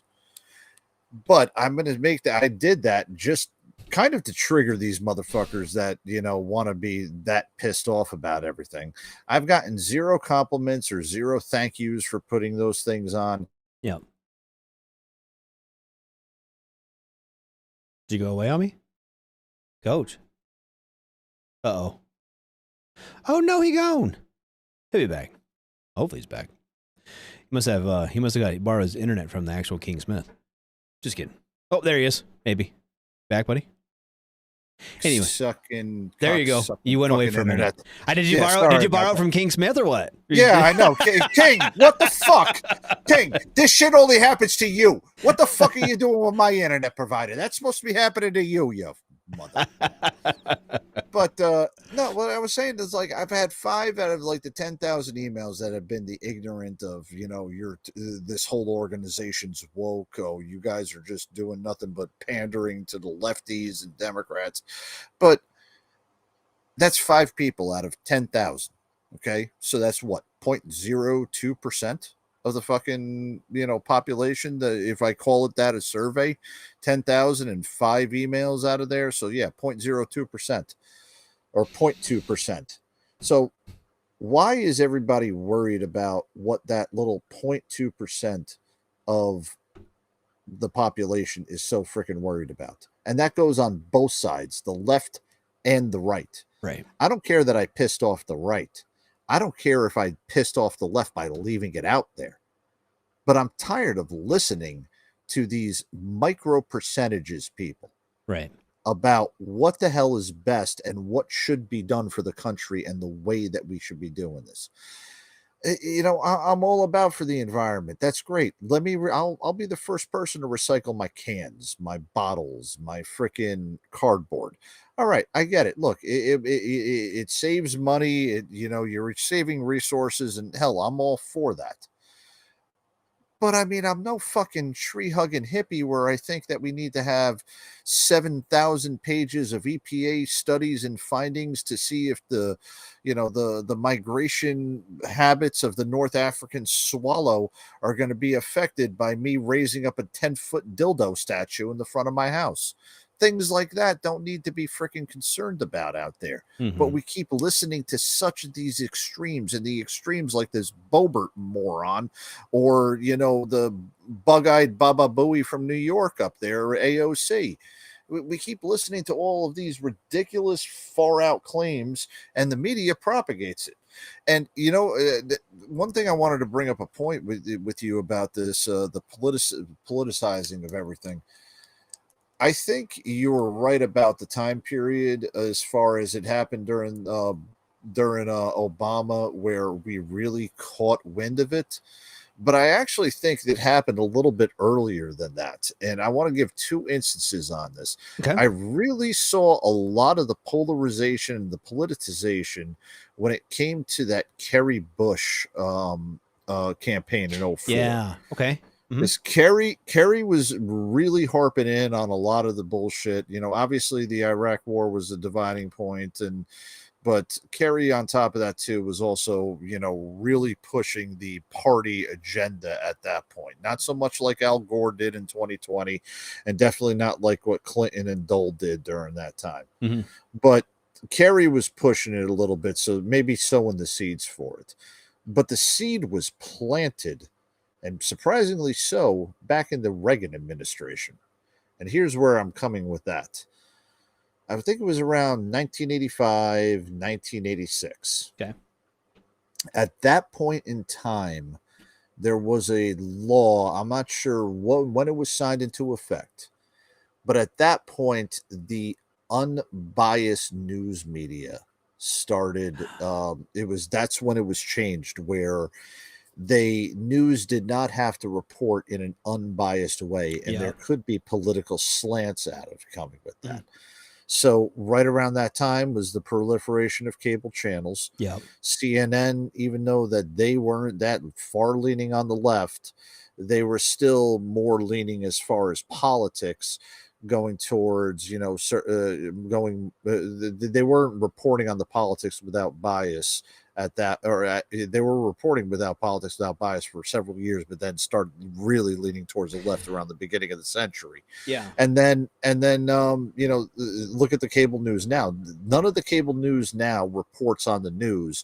The cable news now gives you a 30-second brief of what some douchebag bureaucrat did, and then it's 15 minutes of talking heads voicing opinions. Yep.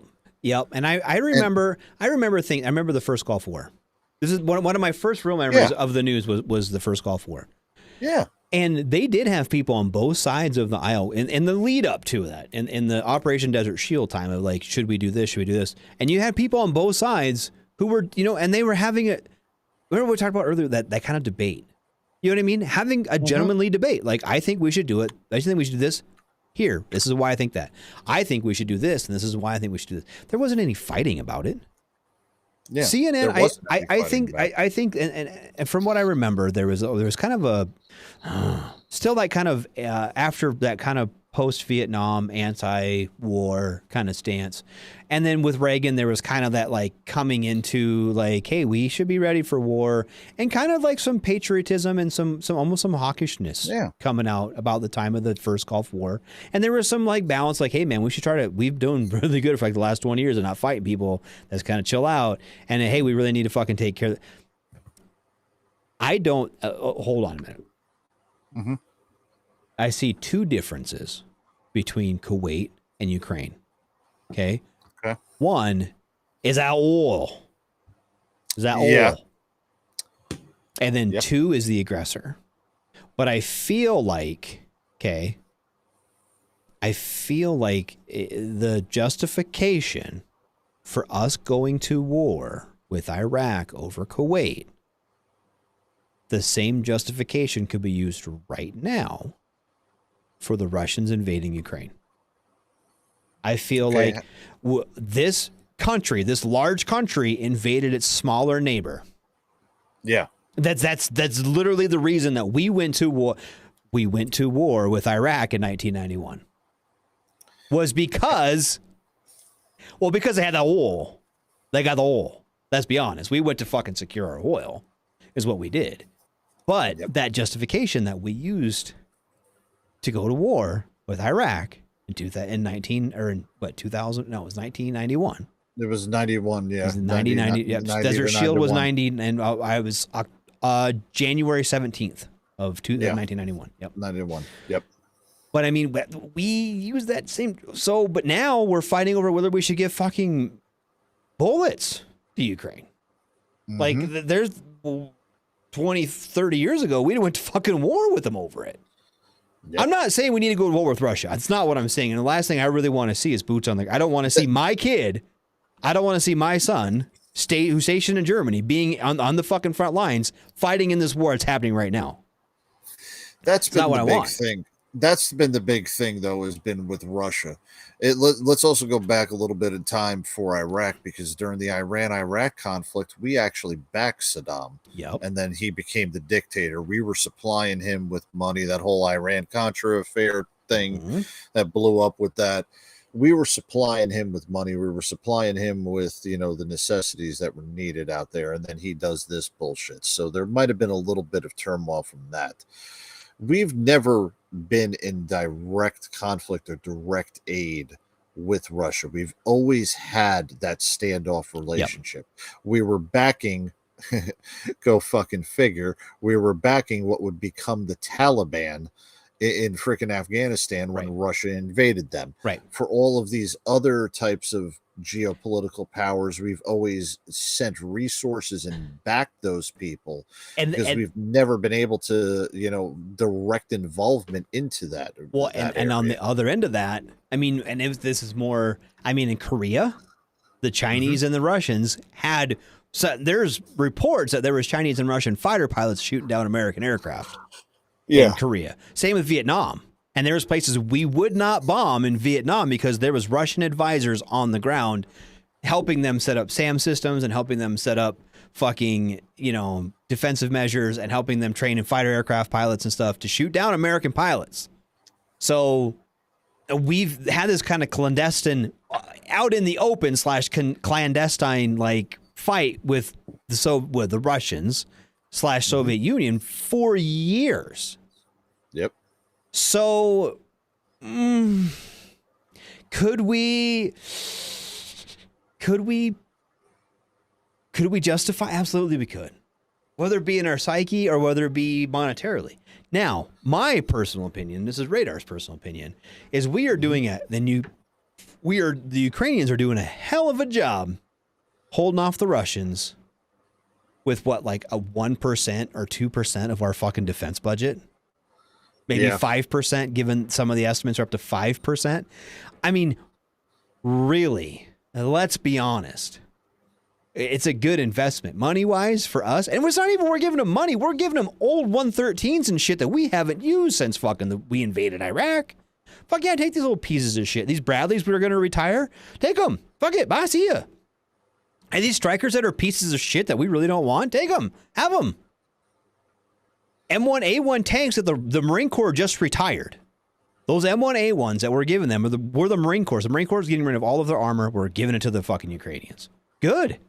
Because it's just going to sit in the fucking desert if we keep it. And we're going to have to pay money to fucking take care of it. No, just give it to them. And so, we don't talk about that.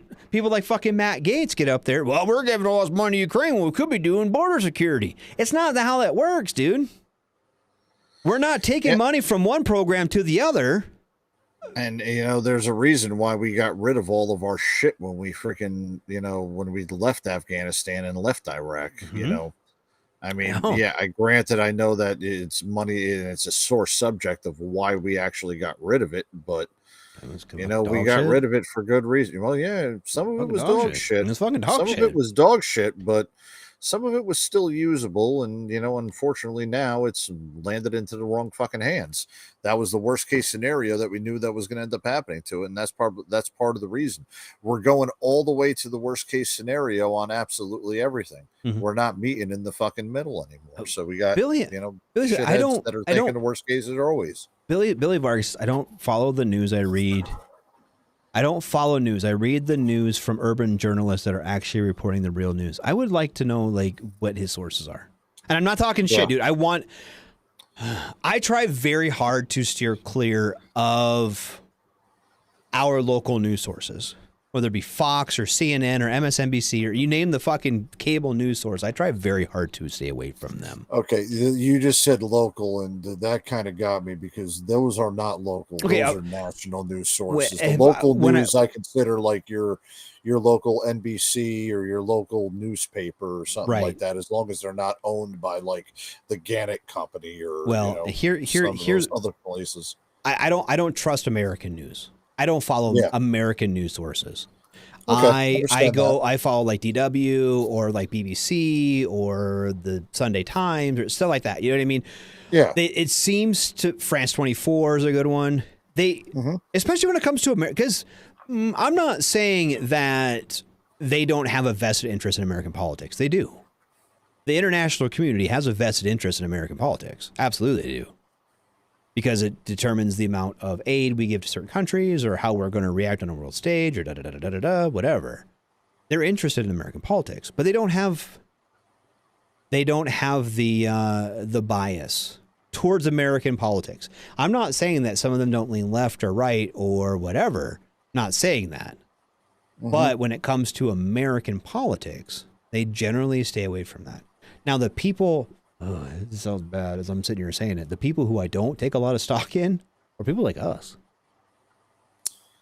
Yeah. That might sound shitty as I'm sitting here saying that. Like, if I came onto this and there's some fucking asshole in his basement fucking talking shit, like, I may or may not listen to him. Overwhelmingly, I'm going to go back to what I believe, okay? And that is everybody should be allowed to do whatever the fuck they want to do. Within reason, as long as you're not hurting somebody else. That's what Radar thinks. That's what Radar believes, is you should be able to do, in this country, you should be able to do basically what you want to do as long as you don't hurt anybody else. Period. Okay, I understand. You know what I mean? I'm pretty laissez-faire. You should be, if you want to smoke weed, smoke weed. If you want to fucking have a same-sex marriage, cool. If you're happy with it. If you want to fucking do dumb shit, that if you want to go to a school and fucking shoot it up, then you're wrong. I think that you should be punished. If you want to murder somebody or rape somebody or whatever, I think you should be punished for that. But as long as you're doing stuff that doesn't really fucking hurt anybody else, if you're sitting in your basement fucking smoking weed, that doesn't hurt me at all. Doesn't hurt me one bit. So do it. Do what you want. Enjoy your time. Enjoy your life. Don't get behind the wheel. Don't get all fucked up and go driving around, because I think that's wrong. If you want to eat 5,000 tacos at 4 a.m., absolutely. Absolutely. Turning Point America. What is, let me look that up. Turning Point America sounds like that's a right wing. That definitely sounds more right wing than anything. Turning Point. Let's see. I'm looking it up too. Turning Point America. Let me see what they say. Turning Point USA. Is that what you're talking about? Yeah, get up. Okay, never mind. I'm already looking at it. It's the fucking okay. All right. Yep, this is definitely this is what comes up on Wikipedia. Turning Point USA is an American nonprofit organization that advocates for conservative politics on high school, college, and university campuses. That must be part of it. But yeah, he said the Owens is. So is it Candace Owens? Candace Owens, okay. The African American woman that And see, and I don't dislike Candace Owens. I think that she does fine. I think that here's my problem with Candace Owens. Is she purposely goes out and tries to like attack people, and I think some of the stuff that she does is argumentative, and I'm not a fan of that. But what I will say about Candace Owens is I think that she has taken a lot of flack for being an African-American woman who is also conservative. And I don't agree with that. Just because you are a certain sex or color doesn't mean you have to believe a certain way politically. And I think she has taken more than her fair share of flack for being a conservative black woman. And I don't agree with that. So, and she's I think she's she might be, I feel like she's a Harvard lawyer or some shit. She's pretty well educated. Yeah. She's not just some fly by night idiot. Let's see, Candace Owens. Yeah, I've got her Wikipedia page up right now too. Where did she go to school at? Let's see. She's from White Plains, New York. She went to University of Rhode Island for her undergrad, and she dropped out of her junior year because of her student loan. Oh, it says here she's a graduate of Stanford High School. Yeah, journalism. Yeah, afterwards she worked as an intern for Vogue, and then administrative party and a party equity. Yeah. She does a lot of work exposing BLM. That's right. And I think BLM is a fun. I'm not disagreeing that BLM's a fraud. I completely agree. And here's my other. I'll take this stance on Black Lives Matter and their movement. Okay, do I think that you should be able to get shot because you're a black person in this country? No, I don't. No. I don't. And I think that I think there are certain police officers in this country that take violence to an extreme. Now, do I think the answer to that is burning down a fucking city? No, I don't. I don't think that at all. Yep. So, but there's a lot of, and this is where politics get muddled. Okay. And this is where I think we need to have the discussions in this country when it comes to this, and should be allowed to talk about this kind of stuff. Okay. Because something like the auspice of Black Lives Matter. Okay. Hey, we don't want to be shot by cops anymore. That sounds like a pretty reasonable fucking demand. Okay. Yeah. That sounds fair to me. Hey, you don't want to get shot for fuck. Now, flip side of that, there are some people in this country who are shot because they fucking didn't listen. Like that argument or not, there are some people in this country, hey, if someone's pointing a fucking gun at me and says stop or I'm going to fucking shoot you, and I keep doing whatever the fuck I'm going, that I have shot people in Iraq that I told to fucking stop in their language, and I shot pen flares at them, and I fucking shot over their head, and they still kept coming. So guess what? They got fucking dropped, right? Sounds fair. Had nothing to do with their race. I didn't give a fuck. They were coming at me with guns. So guess what? They got their shit clapped. Sorry about it. Now, if one of them would have been, I don't know, stealing a pack of cigarettes, I'm not going to fucking shoot them over a pack of cigarettes. Yep. Period. So there's a difference there, right? Now, as we go through this, we should be relatively, I'm not a black man. Not. I don't live in I'm not inner city. Not. But I can have some sort of compassion for that people are like, I'm scared to do X, Y, and Z because I might get shot. That's not how you should live in this country. Whether you shouldn't be afraid of getting shot by a cop, and you shouldn't be worried about getting shot by a gang member either. You should be able to go to the fucking store and get fucking groceries, or go to a school, or go to wherever and not worry about getting fucking shot. Mm-hmm. But I do know that evil people are going to exist no matter what laws you enact. Evil is going to be evil. Period. Yeah. I think the answer to solving things like gang shootings especially, is end the war on drugs. Mm-hmm. You do that, they're not shooting each other over fucking drug turf anymore, are they? Weird, huh? And people are like, whoa, what if people start doing fentanyl? People already do fentanyl. I got 2 ex-wives, 2 of them that are dead from fentanyl. 2 of them. Do I think that their lives were tragic and the way they ended was tragic? Absolutely. And I have 3 kids who I had to put through a lot of fucking therapy because their moms were dumb fucks. Period. But people are going to do it whether it's legal or not. Right? Yeah. People are going to fucking people are going to do drugs. People already do drugs. Hey, guess what? The war on drugs won.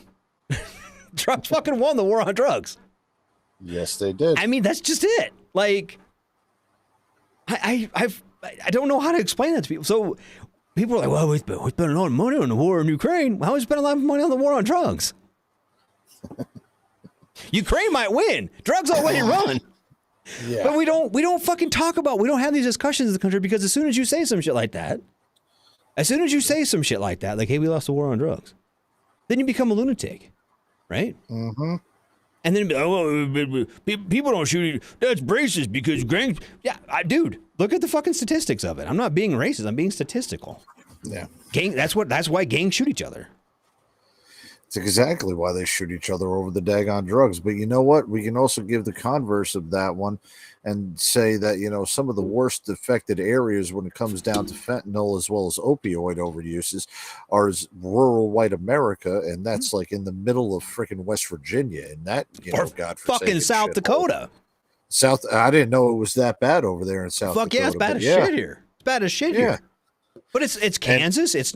That shit has hit everywhere, and you know where it has. I'll tell you how both of my ex-wives that died from fentanyl, or from not from opioids. Okay, one wasn't fentanyl. One was fentanyl. One was just opioids in general.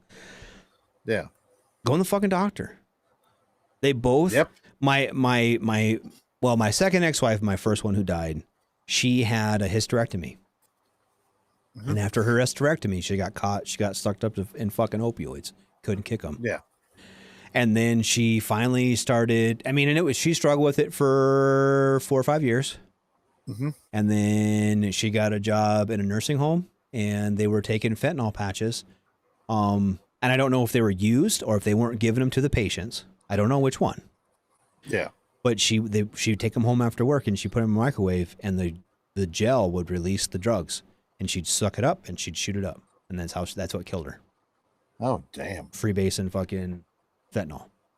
Now my first ex-wife, second one who died, she was doing the same thing with the patches, but she was just wearing the patches. Yeah. Okay. She wasn't shooting it up. And then she got off of fentanyl, but then when you name the fucking drug, she was doing it, and she was in a bad way. And when she died over Christmas this last year, and she had meth, and she had you name the pill, she had it. And honestly, but my second my first one who died, she fucking TRICARE was giving her the fucking pills. TRICARE was giving her the pills. Like, yeah, I don't know what this fucking. That's a little ridiculous. Yes, that's how she got caught. She would go to different doctors and get different prescriptions. And fucking insurance covered it. And finally, after like 3 years of her doing this, insurance is like, hey, wait a minute. She's getting a lot of fentanyl. She's getting a lot of fucking opioids. When they cut her off the fucking pills, the Percocets and shit, that's when she went to fentanyl. No but shit. She all started that shit after her hysterectomy. Yeah. Dang. And that's... I know this is now shifting a little bit more towards what ICE was probably talking about, but there was at one time the VA was having that problem too. And obviously, military medicine was having that problem. There were overprescribing those freaking painkillers to us because it used to be nothing for me when I was in Hawaii, it used to be nothing for me to go in there, say that I've got something messed up with the back. Okay, not get a Toradol shot. It's Tramadol is the opioid one, right? Whatever, yeah. I think Toradol is like a Motrin. Yeah, Toradol's a Motrin. Tramadol is the big one.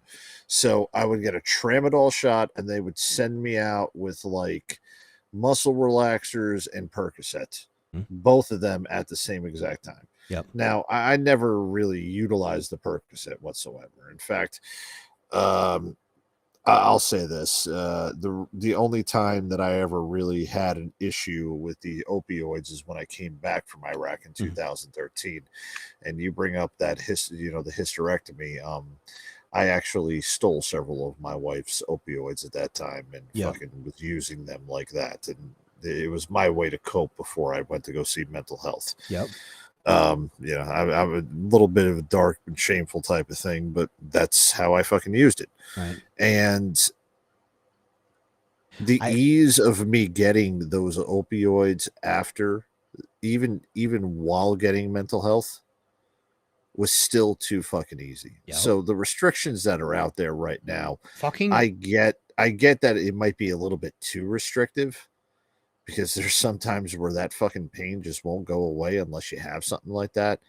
But it's doing a hell of a lot better of a good. And I just wish that it would do a easier good instead of just of, you know, getting rid of them and slowing this entire curve down instead of introducing fentanyl, you know, illegal into the freaking system. And that's what it's ended up doing. This cut down on this has now had everybody hooked on it. And now it's introduced fentanyl to everybody. And fentanyl's a fuck ton more dangerous than any of the opioids really are. Well, I tell you, today, and I really like the VA here. I've been a big fan of the VA here. They've been really good to me. But I went in there today, and I had my mental health appointments today, and so they were checking my meds. Right, they go through and and I'm my counselor. Okay, and I go to the first one's my whatever clinician or whatever, and he's like, "How you doing? How's things going?" I'm like, "Great." My fucking knee's killing me. And he pulls up my thing. He's like, "Well, didn't you?" And I just got a shot a couple weeks ago. He's like, "I'm like, yeah, it's just real tough. It hasn't. Usually these shots do a lot better. This one really hasn't." And he goes, "Hey," he's like, "Do you need some painkillers or something?" No, Yeah, I don't.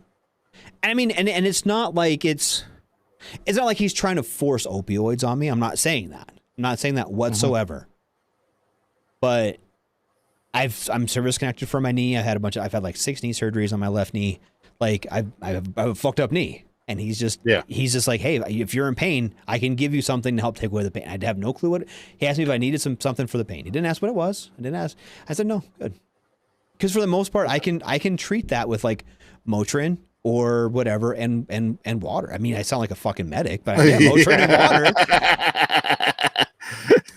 I change my socks. I go for a walk. It feels better, you know. Exactly. But I mean, I can't like. I'm sure I could if I call up there tomorrow. I call that guy and be like, "Dude, my knee's in a fucking bad way. I need something," and he'd give me something. And my old ortho used to I would just go in there and I'd get fucking pills in the mail. I didn't even know I was getting them, and I'd get all these fucking opioids and shit in the fucking mail. But dude, I don't need fucking Percocets, dude. My knee hurts a little bit, but I'm good. Like, yeah. Now I'm a sick call rate. I should be. Yeah, drugs are bad. That's right, Olivia. Drugs are bad. Drugs are bad. I'm glad. But I mean, we look at all these fucking shit. I mean, and I know he's trying to help. And then they're not. But I'm on like fucking. I get migraines, so I have like headache medicine. I have fucking. I take like a sleeping pill. I don't take it. I get one. I have insomnia, so they're like, "Who takes a sleeping pill?" No, then I don't fucking wake up tomorrow. Yeah. And the South Florida VA is awesome. Good. I'm happy for that. I'm happy. I'm really happy. So when I first got out in 2012. Well, 2006 when I first got out. Anyway, back to the story. When I first got medically retired, right, was 2012. And but I wasn't like I didn't get retired. I was on the TDRL for 2 years, but anyway. But I was going to the VA to be seen. And they were just kind of like, you go in there and say anything, well, here's your pills, bye, see ya. Like now they actually talk to you about it, and they you know, the one here is really good. But I'm from BFE, right? So I don't have long wait times. I don't have some of the stuff that like I know other places do. So I'm lucky in this. I'm not trying to say like the VA is awesome. My VA is okay, right? But I think the VA, just like deployments, your experience may vary. Absolutely, and depending on where you're at. Exactly. Gary said I just started the VA healthcare, but my initial appointments with provider is 2 April. God, that sucks. See, hold on a second with this, because I had something. I'm not going to get too awful personal on here, but I had to see a specialist. Okay. Yeah. And the wait time for the VA was like 6 months. So they did out in town. There's like this part of the PACT Act stuff or some shit. That if you're going to have to wait to be seen for X amount of time, they have to like send you out in the local economy for that, and they'll pay for it. And you might know more about that than I do. That's called community care. Yep. So the community care system does have that. They have a provider that's available, if they have a provider and the wait time is longer than what it is, they have to refer you out to a community care specialist. My pain management that I had for my torn rotator cuff was brought out to a pain management specialist, and they took care of me up until I got the cortisone shot in my shoulder, and now the pain's gone. It's livable. But and right now I'm kind of on the back burner as far as orthopedic goes with it. But I could not get into the VA pain management until like June or so, is what they said. So that's why they sent me over there. And I want to say it's like, is it 4 months either. Is it 90 days or 3 months or something like that? I want to say it's about that. I don't know. Let me Google that up real fast. But so Gary, if they're waiting that long, you should be able to go out in the community, and be seen. Hey, now let me ask this question too. Is he talking about mental health, or is he talking about like other types of I'm not sure. Things. Gary, if you don't mind, put that in the comments, buddy, if you can. But it doesn't matter. I mean, if you have fucking hemorrhoids, or if you have a bad knee, or if you have mental health issues, he said general. So maybe to see your primary care. But if you have an issue, say if you're having migraines, or you're having mental health issues, or you're having whatever, if it's going to be that long to be seen, you can do community care. And it's part of the PACT Act and whatever, and they'll cover it. And if you're in an area that has clinics instead of having the main hospital, you can get referred to one of the outlying clinics. Yep. We've got ones over here in North Carolina that I'm now seeing because my hospital's overrun, or my big clinic has been overrun. Yeah, he said with Camp Shelby being so close and the VA so backed up, most private practices here are the go-to, and it's covered. Yep, and you have to you have to say something to them about it, and they'll cover it. You also have to be service connected. There's different rules to it, but if not to be seen, you don't have to be service connected to be seen. Or if you are in that time period where you have the VA, like you should be able to get covered. If you have access, get on My Healthy Vet. And you can message your provider, you can message them and ask them, say, if you have a specific problem you want to be seen for, a headache or orthopedic or mental health or diet, the dietitian, or whatever reason you want to be seen, if they can't get you in, put that in there. Say, hey, I need to be seen for my knee or my back or my head or my stomach or whatever it is. And if they cannot see you in that, I'm pretty sure it's 90 days. Then they will get you community care out in town, care in the community, or whatever it's called. I'm looking at it right now, where it says as far as what it can furnish and what it can't furnish, and it's going a lot of the stuff. By the way, now here's one on here. The requirements for the veteran. This is a good one for you. Veterans lives in one of the 5 states with the lowest population density from the 2010 census: North Dakota, South Dakota, Montana, Alaska, or Wyoming. You're able to get community care just straight off of the bat. That's one thing that they said. Same thing with, I think they were also saying the same thing with Hawaii as well, and Guam and American Samoa, the Mariana Islands, and U.S. Virgin Island, that they can get community care in. I'm looking as far as it says something about as far as a 60-day. Okay, here we go. All right. So VA cannot furnish care within certain designated access standards. To be eligible under this criteria, the specific standards are described below. All right. So if the average drive time to a specific VA medical facility is 30 minutes or more for primary care, mental health, or non-institutional extended stay, 60-minute average drive time for specialty care, they will not cover it. Appointment wait time at a specific VA medical facility, 20 days for primary care, mental health, and non-institutional extended care service unless the veteran agrees to a later date in consultation with their VA healthcare provider, or 28 days for specialty care from the date of request unless the veteran agrees to a later date in consultation with the VA healthcare provider. Right. I think this is where this comes down to. If we say, we get on the phone and, old 90-year-old lady in a long shorts or a long skirt and tennis shoes is telling you about her appointments. Okay, well, the next time I can get you an appointment will be March 30th of next year. Will you be free that day? And you say, yeah. You can't get me in sooner? No, I can't. Well, I'll take that appointment. There's your consent right there. Yeah. And agreeing to the later date in consultation with your VA healthcare provider. You tell these people, no, I do not want that because it's too far away. As long as you are 20 days for primary care, mental health, or non-institutional extended care services, and 28 days for specialty care, you can request community care. Yes. So that's how long it is now. Right. Now, the one thing that I will say with that too is if you use My Healthy Vet, you get on va.gov and you can sign up for My Healthy Vet if you are in their system. It's basically you have to be in the system. And if you have an ID.me account, you can get onto My Healthy Vet. Okay. You don't have to have a cat card or anything. Well, there's an option. If you have a cat card still, you can get on. But if you just get on ID.me and get all of that thing filled out, if you message your provider, if you message them, if you're saying, we can't get you until February or March or April or May, whatever you can get in. If you say, if you message them, I have this issue, I need to be seen sooner than that. Okay. Then that goes into your record. Any communication you have on that goes into your medical record.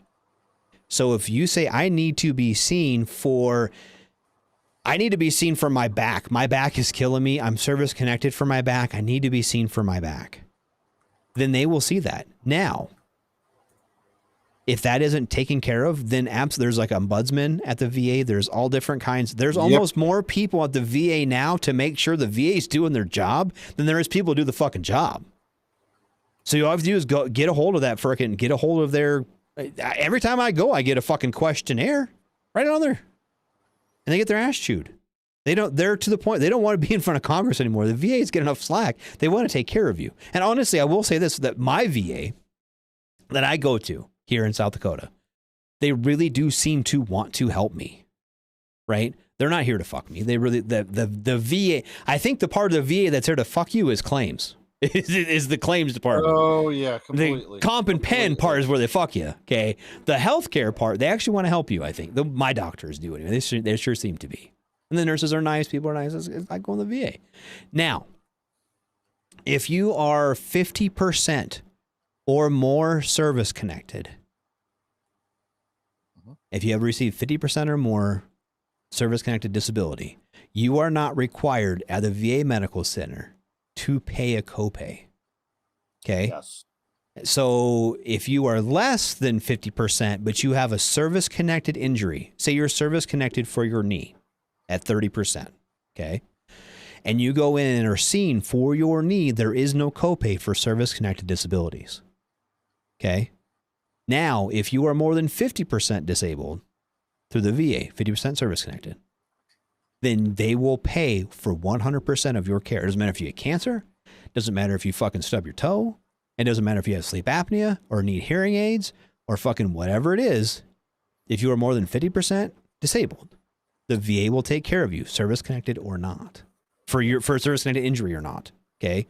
So if you have insurance, and this is something I struggled with for a long time. So I'm medically retired, so I have TRICARE for life. Okay. Well, every time I go to the fucking doctor, they charge me a $35 copay or whatever it is. Every time I get a prescription, I get a $10 copay, whatever the fuck it is. Well, I can go to the fucking VA and it's free. Don't go worry about it. Yep. So that's an option you have as a disabled veteran. If you are service connected, not everybody is service connected. I understand that, whatever. But if you use that as an option, use the VA. If you don't want to use their wait times, especially if their wait time is extended, use this community care in the community. You get pre-auth through the VA, and then they send you out in town. Yeah, TRICARE just went up on their copays again. Dude, it wasn't that long ago that copays were like fucking $3, and now they're 30-something. Oh God! Did you see the rate increase too? It went from like so I had the family plan. It went from $141.30 per quarter. It's now like $178. Jesus! Oh fuck! That reminds me, I got to pay my quarterly this month. Mine comes out automatically. I don't do it that way. I pay it just online. I never wanted to set up an allotment for it. I just set up an allotment because here's the deal with me. I'm never going to drop it. I know that because I have too many fucking kids. Yeah, that's true. So mine just comes out. We have dental through there too. We don't have vision.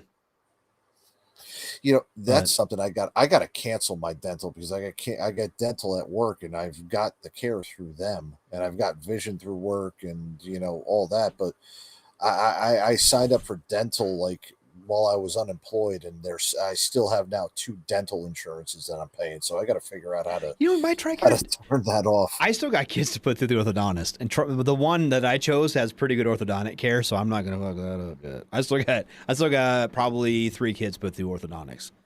So I had 4 kids at once going to the fucking orthodontist. 4. Oh, holy shit. I paid $1,000 a month for fucking braces. That's fucking bullshit. But anyway, so yeah. But if you can use the VA, use it. Yeah, I'm fun. Yeah, I definitely gotta get out of that one. Mm-hmm. Like it's with United Concordia, and I honestly don't even remember how the hell I can log into that one and check it. You know what? I gotta get rid of it. I wouldn't even know if someone's like, I don't. Oh, good. I can use my DS login with the fucking ridiculous 5,000 character password that's going to change every 3 days, and then they got to send you a text message.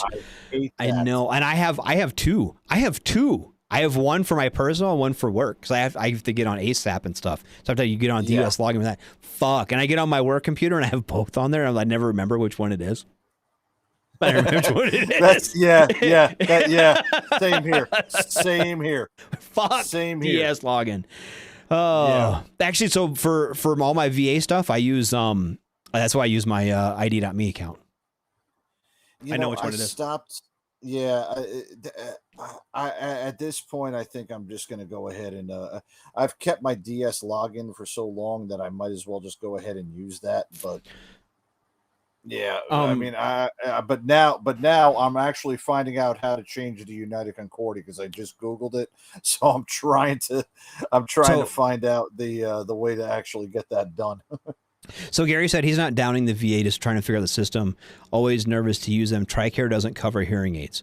No, they don't. But if you are 50% or better service connected, or if you're service connected for either tinnitus or hearing loss, the VA will cover your hearing aids. I know. I just got like $6,000 pair of hearing aids for free from the VA, and they sent me all the little cups and all the little wax filters and everything.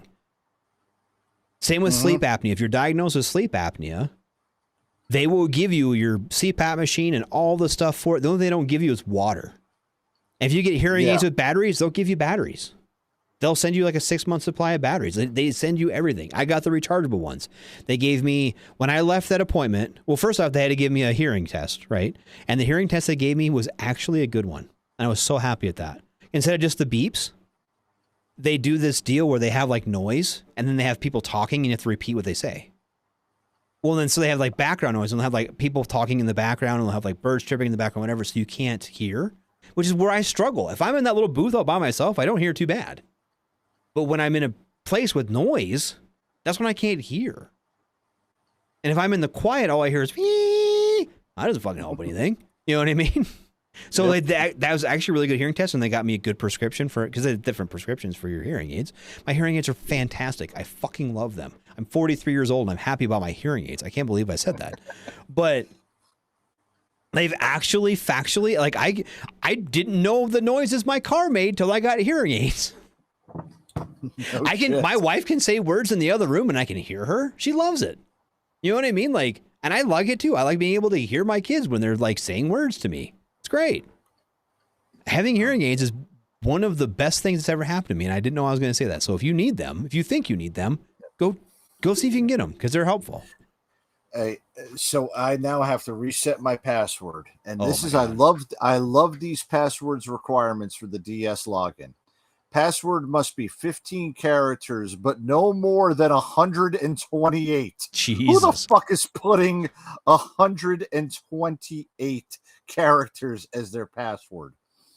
It has to be at least one lowercase letter, one uppercase letter, one number, at least one special character of either the @ sign, the underscore, pound, exclamation part, the ampersand, $, percent sign, up caret, asterisk, plus, parentheses, period, commas, the little wavy thing that nobody has a fucking clue what it is, Right. colon, semicolon, the two other brackets that have titty ends on the end of it, a question mark, a greater than, an equal, a less than sign, and then those round brackets or the minus sign. Yep. You can't use your birth date, social security number, name, phone number, or zip code. When changing your password, your new password must have at least 8 characters be different. And it must be different than the current or 10 previous passwords. Jesus fucking Christ. Fucking right. Oh my God. All right. So let me see. Gary if said I've used CQ would this have a one. 128 character password. Fucking probably. Oh shit. I have no middle finger. 1, 2, 3, 4 exclamation point @ sign.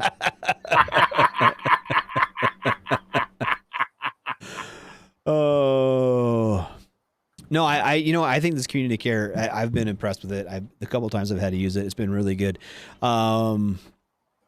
Like I said, dude, I don't know. I think the VA, in my opinion, in my experience, in my experience, the VA has come leaps and bounds from where they were a decade ago. In my experience. Okay. And like you said earlier, like deployments, your experience may vary. And maybe I've got the Kuwait of VAs. I don't know. Like it's not a real VA. But I mean, it's worked out good for me. I've been very happy with them. I've been very happy with my services there. Trump changed that for us. I think we changed that. If I had to pick, say who changed the VA. If I had to say who changed the VA, I'd say the VFW has changed the VA. There's been a lot of lobbying by groups like the American Legion and the American Legion. We did. Here's the deal, Billy. We are little fish. Radar's a little fish. You're a little fish. But we all schooled together and we got with groups like the VFW and the Legion and DAV, and they have been our champions. And I will say groups like that and the Wounded Warrior Project and all these fucking groups that have come together who really, we gave them voices. We were not, actually, you know what? Honestly, the Vietnam veterans did a lot of that. They got sick of it. And those Vietnam vets are now finally eloquent enough and well-to-do enough that they really have done this. Yeah. And I will shout that to the end. I don't know how to put that any differently than those groups, those organizations have done huge benefit. They've been of a huge benefit to us. Yeah. And I really think I'm a member of the VFW and the Legion, and that's why. I'm not a member of the DAV, but I've thought about it. I'm not a member of the DAV. But I am a member of both the VFW and the Legion because I feel like I've seen those groups go to battle for us time and time and time again. And that needs to happen, can continue to happen because we, like it or not, and we veterans as a group are held in pretty high esteem when it comes to the civilian population, but we are a minority group. Yeah. And all minority groups need representation. And I think that it's the squeaky wheel that gets the grease. I think that like right now the two biggest things are VA healthcare and then the barrack situations, and maybe they'll finally get situated. They'll maybe finally get some help. But we need to continue to fight for that, and the way to fight for that is to be active in groups like the VFW and the Legion, or name the veteran group, name it, and be there. You know. Yeah. And that's what it takes. And as long as we can keep doing that, we can keep fighting for things like sufficient health care for veterans. We can keep fighting for timely decisions when it comes to our claims. I mean, there's things that, you know, they're hiring dozens and dozens and dozens of VSRs. I think where they end up hiring like 500 VSRs or some shit to expedite veteran claims. I think it has been, yeah. They did do a lot of it up there, yeah. Yep. And that is 100% from groups like the Disabled American Veterans pushing for that. 100%. That's the whole reason that they groups like that have been pushing for this stuff forever. There's bills going through. They're trying to push bills through now that allow us to congruently get military retirement and our VA pension. Yep, that concurrent receipt was passed. Oh gosh, that was passed 2006. Now they're trying to get something, and this is something that I kind of I would like to do, is what's called the Major Richard Starr Act, where if you were medically retired, they will give you a prorated military retirement pay on top of your VA. I'm not sure if that gets rid of the CRSC thing. That's a part of another law or something like that, but I'm almost definite that, you know, it might get rid of the CRSC, but then you will be getting an actual retirement paycheck instead of that, instead of the combined. Yep. You know, yeah. Wait, is there any status on that? Do you know any status on that at all? Or it's hold on. Never mind. They're too busy trying to find a Speaker of the House. We'll circle back to the beginning of the show. And I'll say this: it has been stuck. All right. You can actually look at like the Congressional Budget Office, and there's a thing called Thomas Net, which deals with all of the which basically deals with all of the what's it called, where everything that gets put up, where it stands, and gives you like a status of it. Back in like 2020, it was stuck with the VA subcommittee in the Senate, and it never fucking moved after that. What's the bill called? This is the Major Richard Starr Act, and this act, here we go. Starr Act not part of the NDAA, despite vast support for it. So just looking at it right now, and this is from the Military Officers of America Association, or Military Officers Association of America. Neither the House nor Senate version of the 2024 National Defense Service Act include language from the Major Richard Starr Act, a bipartisan bill supported by nearly 400 lawmakers to support combat injuries. So, and it's in two separate House resolutions, and it's been co-sponsored and been brought up several times. It passed 327 votes in the House, and 71 of the senators sign on, but it's never been in the never left subcommittee. No, and it's been in the House. It cleared the House Armed Services Committee, but it's just never had anything. Because that's what they're saying. It's the cut. They would have to cut something in order to give that up, and that's what everybody is fucking holding out on there. And it's just been absolutely frustrating because this bill has been. Major Richard Starr died with the fighting for this. Yep. This guy's dead. He's not going to receive this bill whatsoever. And it's just been absolutely ridiculous that all of this is happening. You know, nobody wants to put this up there. Yep. Hey, thanks for hanging out tonight, Billy. Thanks, buddy. Thanks for being here. Yeah. Well, and that because I'm one of those people. I'm one of those Yeah, people so am I. that I was medically retired as a staff sergeant, and I'd much rather have stayed in the last fucking 8 years and got my full retirement. I would have loved to do that. But Yeah. instead, I got kicked the fuck out because, God, this fucking pissed me off too. Because I'm like, well, like, why you guys kick me out? They're like, well, you can't do a PFT. And I was like, fucking half of my unit can't pass a PFT. What are we talking about? They can stay in. But I was like, well, I can go be a recruiter or some shit. Like, okay, well, I can't be artillery anymore. I'm gonna be a recruiter. I can't do that. Like, this motherfucker's got a graphite leg. He can be a recruiter. He's on posters and shit. Yeah, that doesn't count. Oh, okay, tight. Yeah.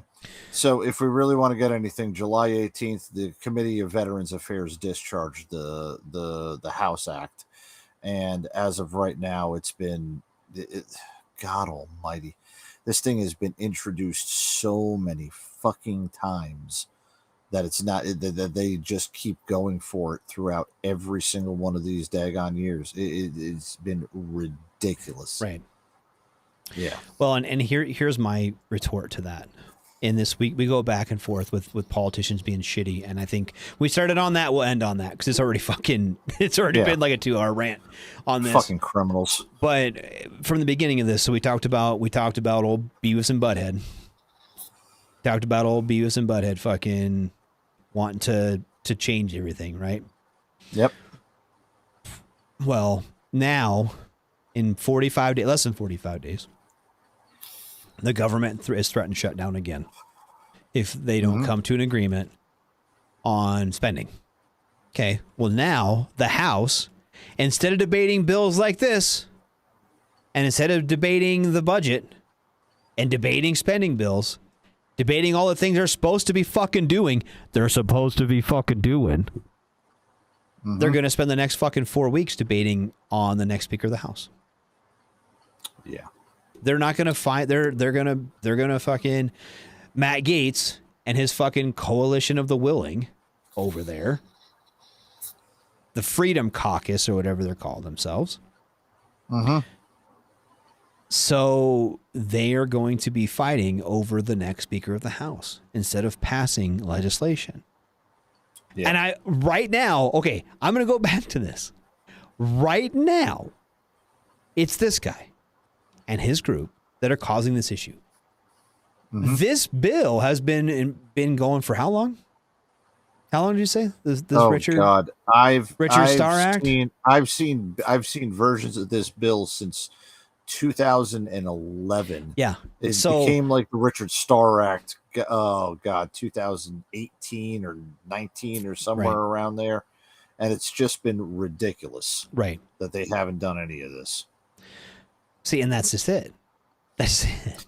It's not just right now the speed bump is that guy.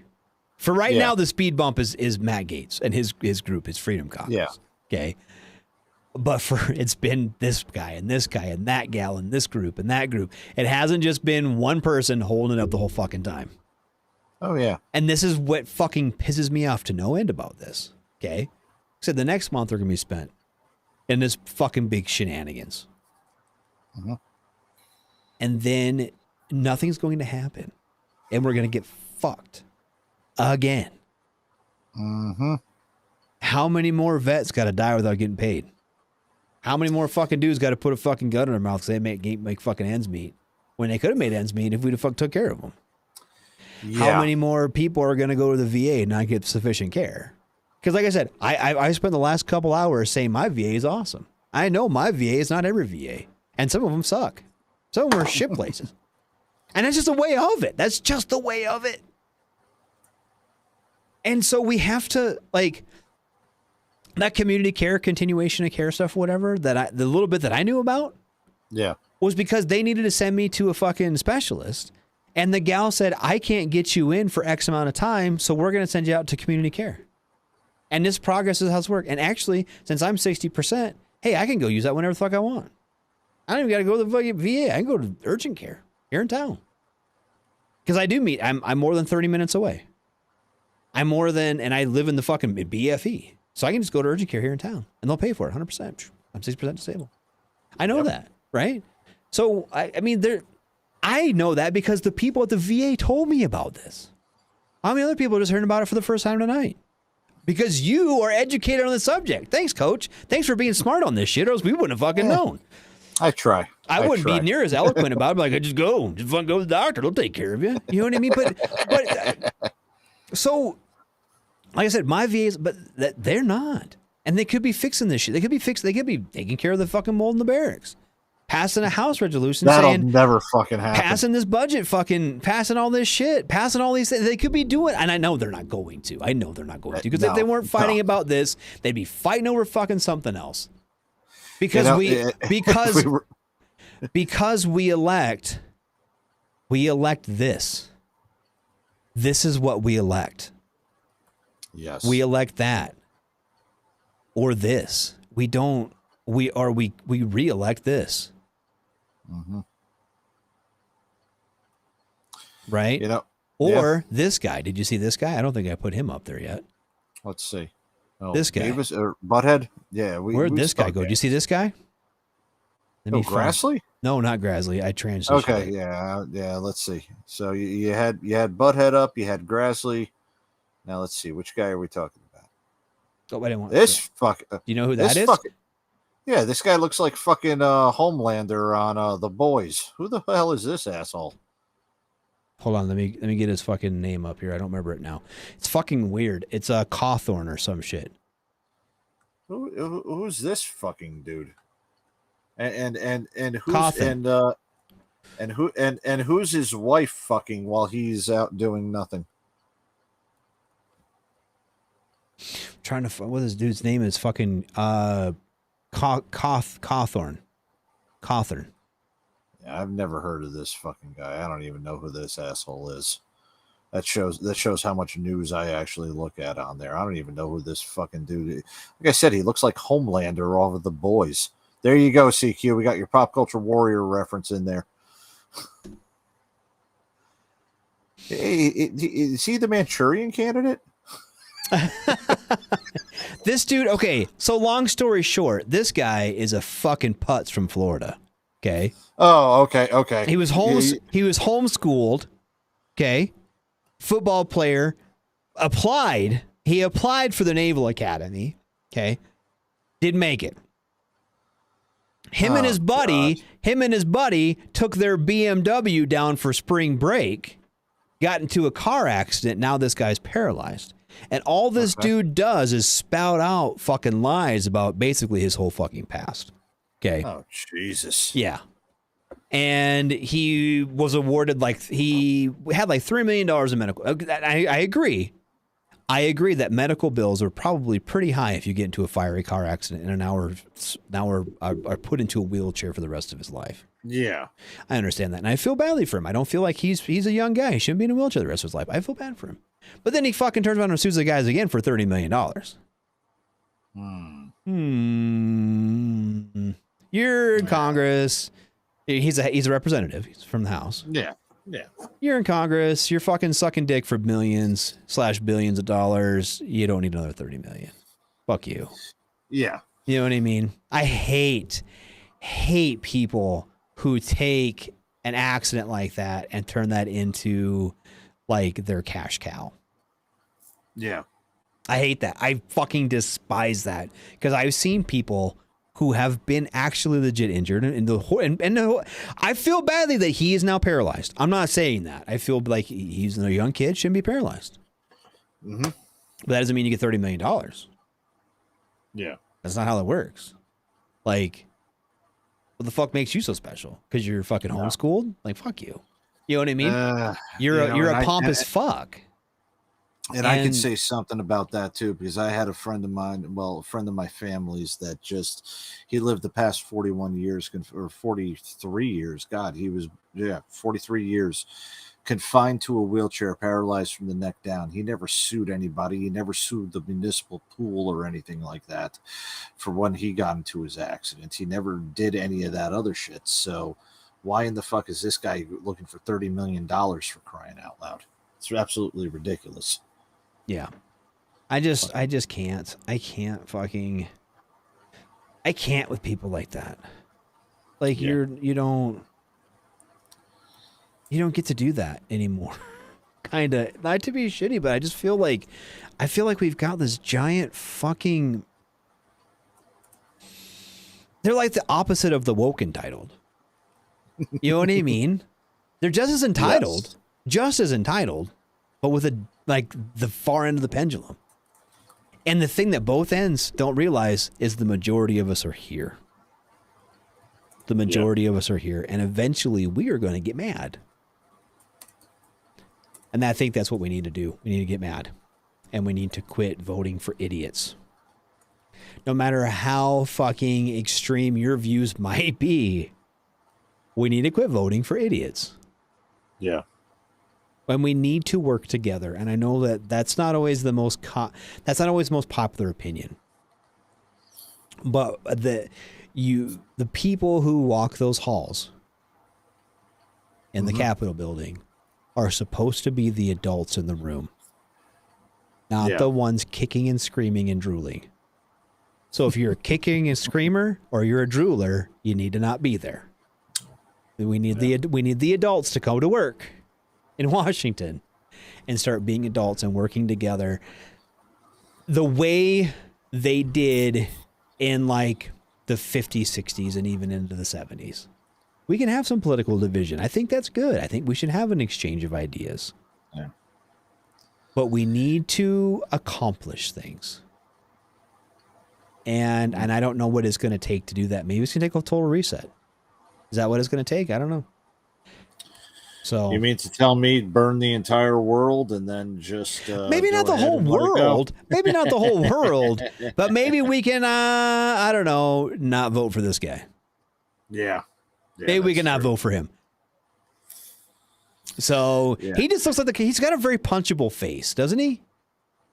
He does. He looks like an absolute douche canoe. Yeah. He was the head of his polo team or some shit. You know what I mean? Like.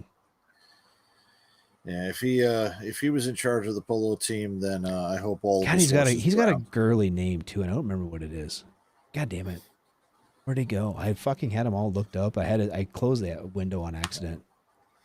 You know, just thinking about power to the people and kind of like voting these fuckers out and everything like that.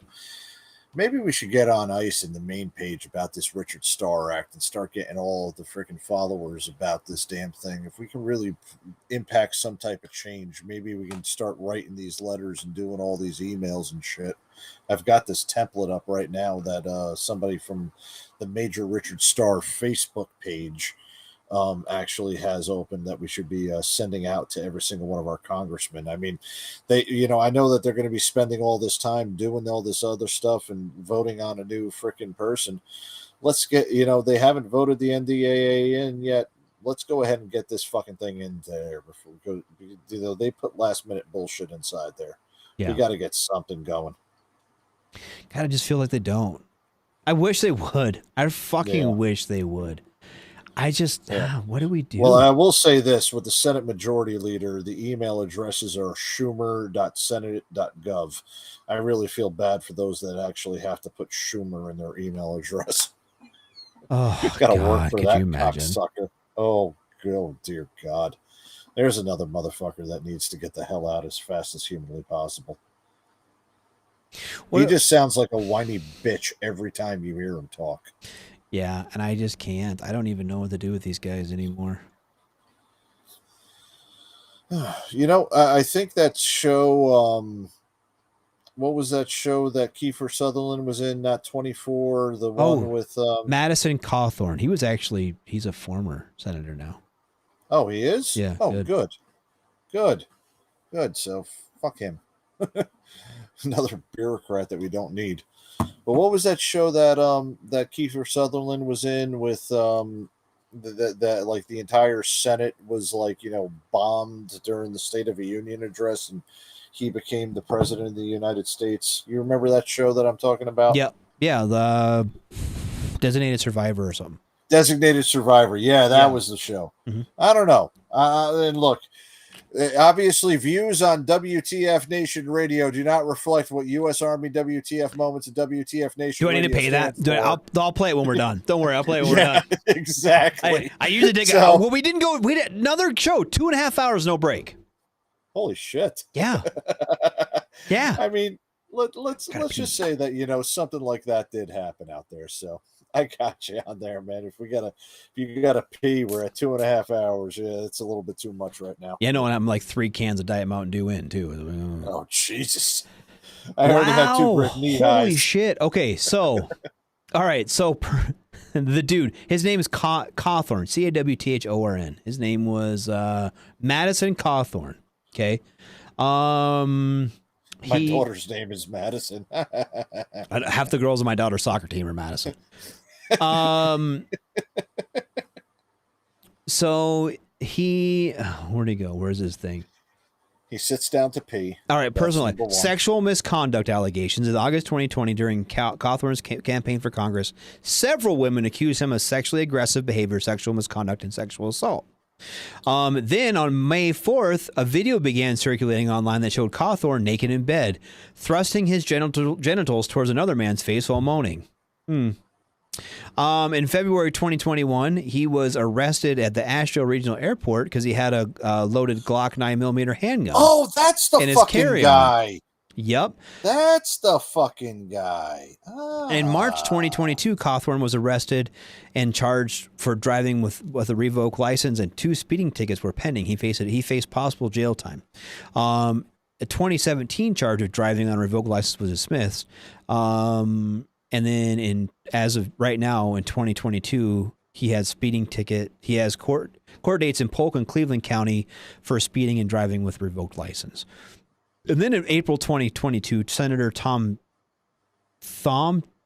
Tillis called for an investigation into Cawthorn for violation of the Stock Act, saying that Cawthorn's purchase of anti-Biden Lasco Brandon cryptocurrency without disclosure violated insider trading rules for members of Congress. In 2022, it was reported that Cawthorn had violated the Stock Act a total of 3 times that year for failing to disclose further tens of thousands of dollars in sales. So, yeah. I will say that Tom Tillis is an absolute douche canoe too. Oh, my yeah. God, is he fucking ever? That dude needs to be, like, you know, raped by a fucking pack of wild hyenas. That's about the only justice that motherfucker should be getting. God, these fucking people, I don't. Yeah, some of these people here, I swear to God, we vote for the evil of a whole bunch of lessers. That's what we do. We don't have the lesser of 2 evils. We have the evil of a bunch of lessers. That's who we end up getting. I don't understand it. I don't understand these fucking. Where do we find these kids? Where did his story go? I want to fight it again. Early life and education. Let's see. Cawthorn was born on August 1st, 1995 in Asheville, North Carolina. He was homeschooled in Henderson, North Carolina through 12th grade and played football with the Asheville Saints, a league that included homeschooled high school students. As a teenager, he worked at a Chick-fil-A restaurant. In 2014, at age 18, Cawthorn was seriously injured while returning from spring break in Florida. He was riding as a passenger in a BMW X3 near Daytona Beach when his friend Bradley Ledford fell asleep at the wheel. The vehicle crashed into a concrete barrier where Cawthorn's feet were on the dashboard. In a 2017 speech, Cawthorn said that Ledford, quote, left him to die in a fiery tomb, which Ledford disputed. Ledford said in a sworn deposition for insurance litigation that he pulled the unconscious Cawthorn from the wrecked vehicle immediately after getting out himself.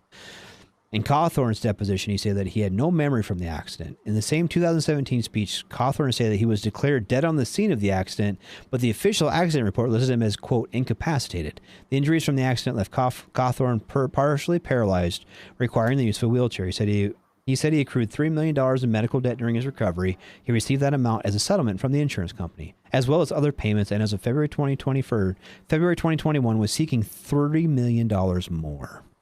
Jesus. Yep. He was nominated to the United States Naval Academy, but his application was rejected. Although this happened before his injury, he claimed in advertisements for his 2020 campaign that the accident, quote, derailed his plans to attend the academy. Cawthorn had acknowledged in 2017 under oath that he had been turned down before the accident. And when asked about the discrepancy, he said, quote, "I never said that I was appointed or accepted the Academy. I knew that I'd only been nominated at that point. I fully expected to be accepted or be appointed, but at that point I hadn't received it."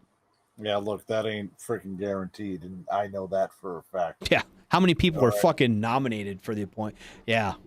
I was nominated. No, hey, I was nominated to go to 2 academies. I was nominated to go to West Point, and I was also nominated to go to the United States Merchant Marine Academy. Mhm. My West Point one never made it past the freaking initial application, and I got accepted to the Merchant Marine Academy pending a physical. And on that physical, I ended up lying on that physical with my color blindness. I kid you not. And I got into the academy and then got kicked out because they found the discrepancy. It was against the honor code. Yep. Yeah. Crazy, huh? It happens. Yep. Yeah. Absolutely. So that motherfucker, I mean, he's kind of like the veterans saying that they served and they did ROTC in college. Yeah. Yeah. No shit. know? Yep. Well, not even that. He wasn't even accepted. Yeah. Yeah. Fuck, dude. I just don't know. Fucking Anyway, so yeah, I'm glad he's out. I thought he was still in, but I'm glad he's out. He just popped up in the Freedom Caucus thing, and I saw this fucking picture, and I was like, "There's no fucking way that this kid is not a douchebag." And the more I read about him, he's just a flaming fucking bottle of douche. It's kind of funny too that you mentioned that he's from Asheville.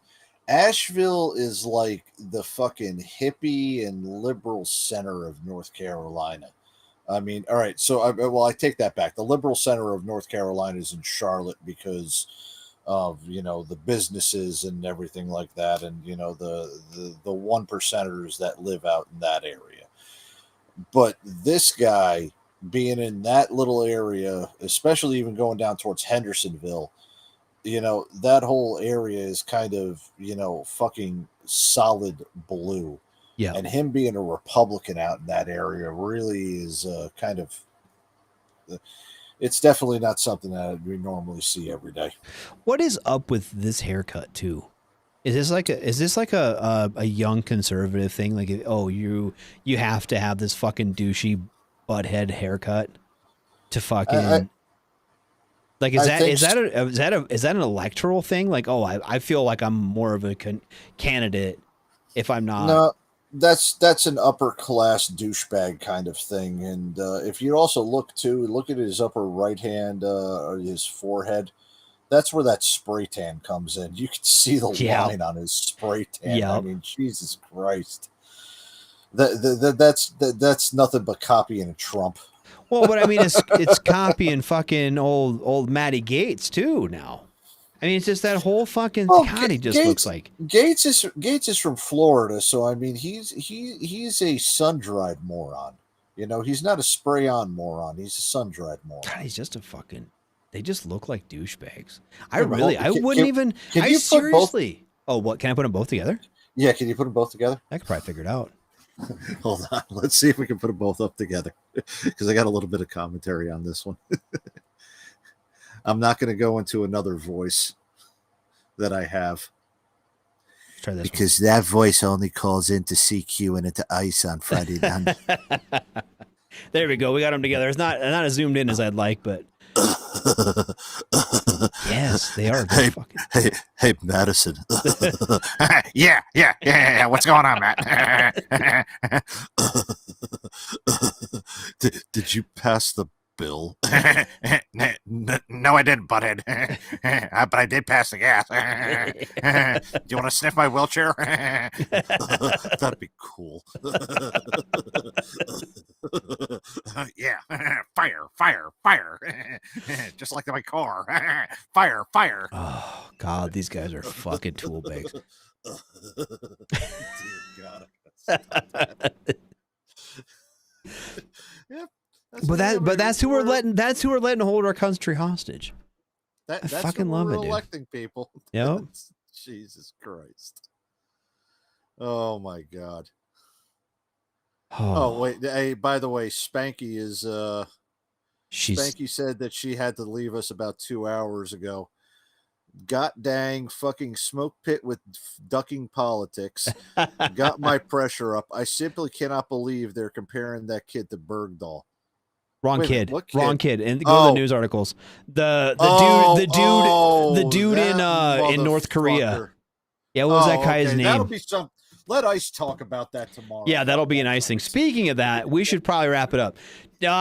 So tonight you have been listening to me, Radar, and him, Coach, right here in the smoke pit. We got a lot of politics in tonight. I told him it was going to be politics heavy. I didn't want it. There was too much, dude. I had to. We can only talk about Taylor Swift and Travis Kelce. Fucking Travis Swift. T-Swift. T-Swift, baby.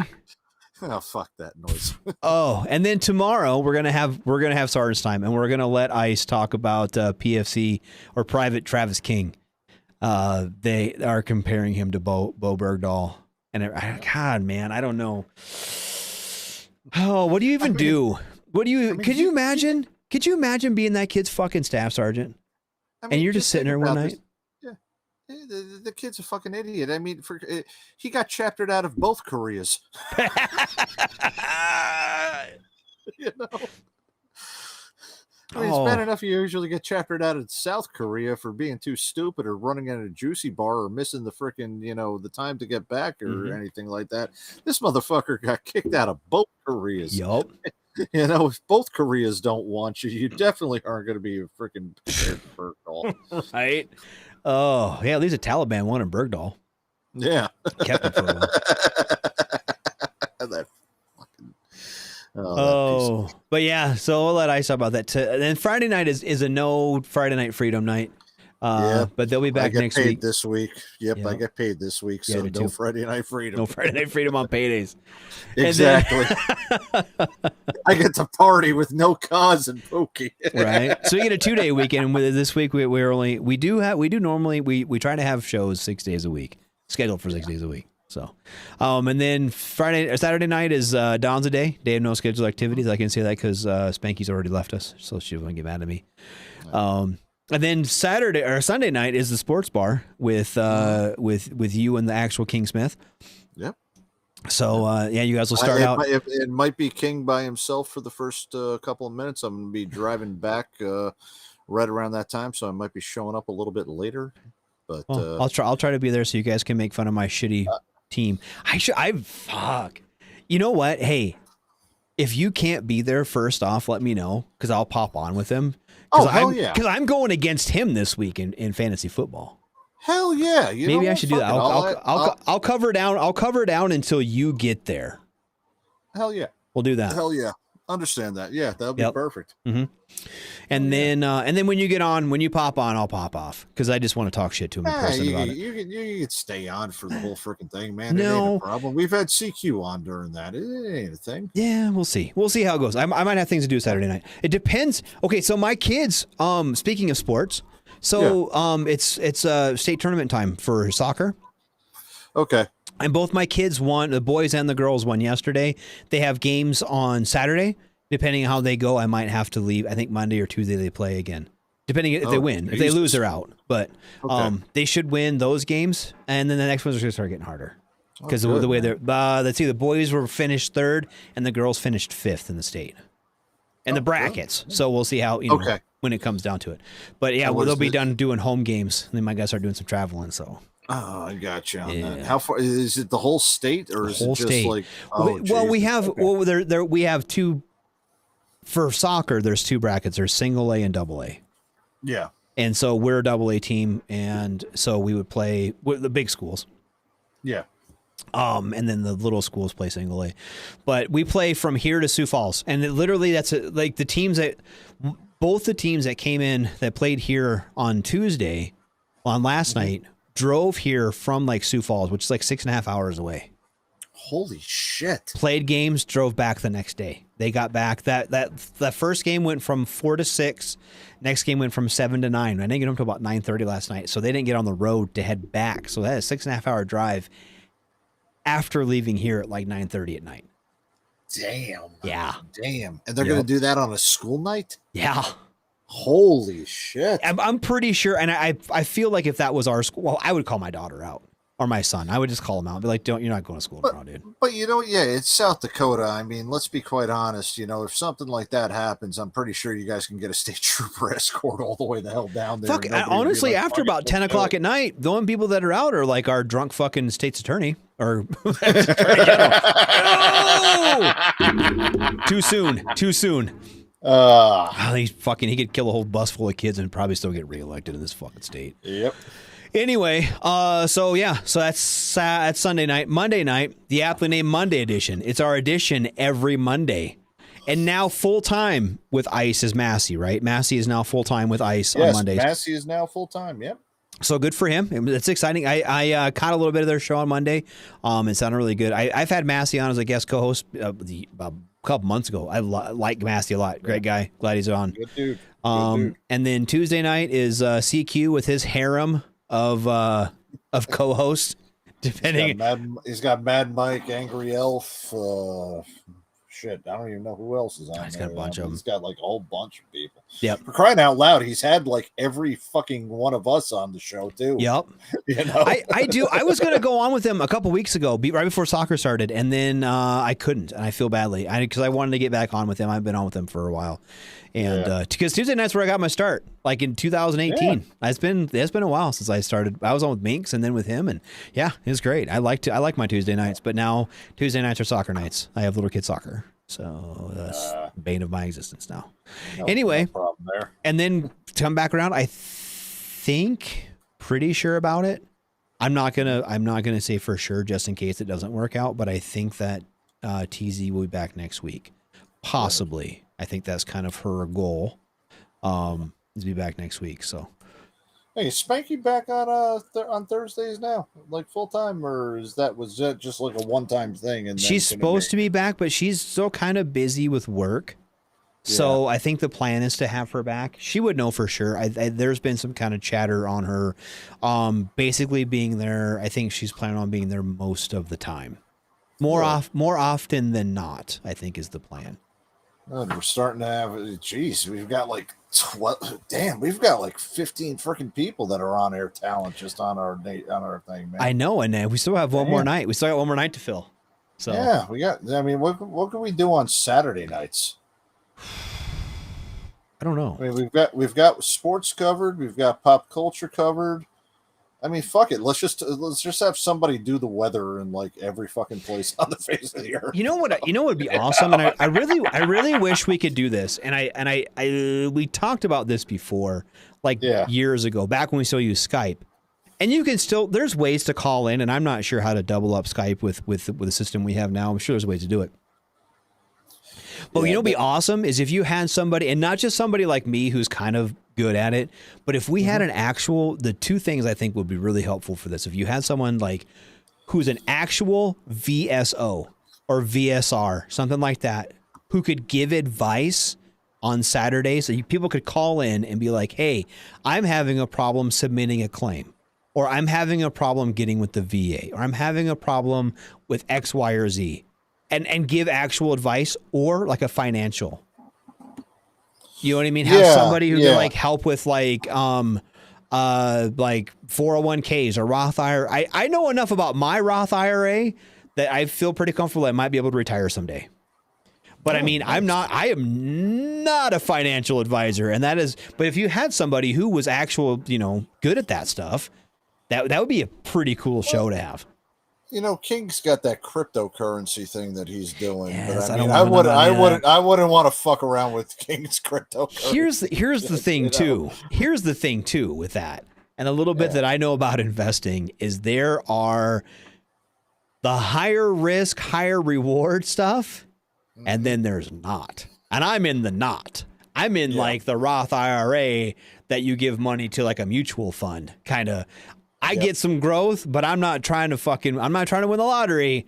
I'm trying to retire in fucking 20 years. You know what I mean? I'm in the 2035 or the 2045 I fund or whatever the fuck it is. Yep. My thing. Yeah, that's what I'm in. That's the kind of stuff that I know enough to give my money to people who are smarter than me. That's what I know about it. And only put the amount in that your employee is going to match. Don't go over. Yep. You know? Yep. I do try to max my IRA.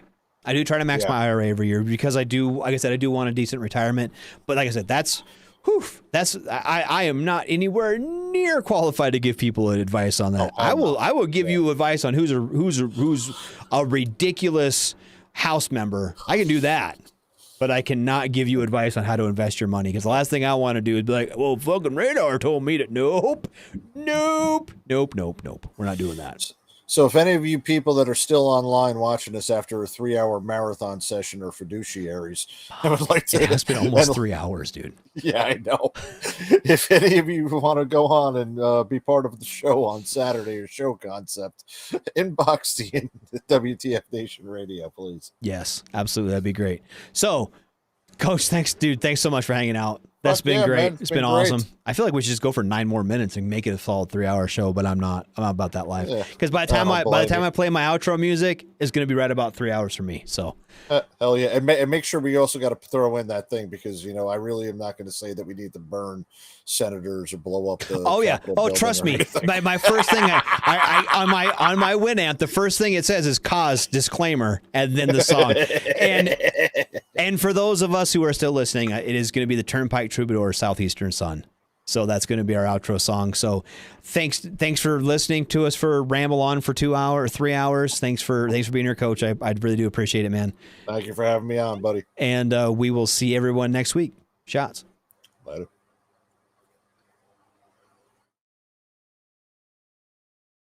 Everything stated on WTF Nation Radio is to be considered the opinion of the person that stated it, and not an official representation of WTF Nation Radio or U.S. Army WTF Moments. Price does not include tax, title, or license. Some assembly required. Each item sold separately. Batteries not included. Objects in mirror are closer than they appear. If conditions persist, contact a physician. Individual results may vary. Keep out of the reach of children. Avoid prolonged exposure to direct sunlight. Keep in a cool, dark place. And please enjoy the show. Shots.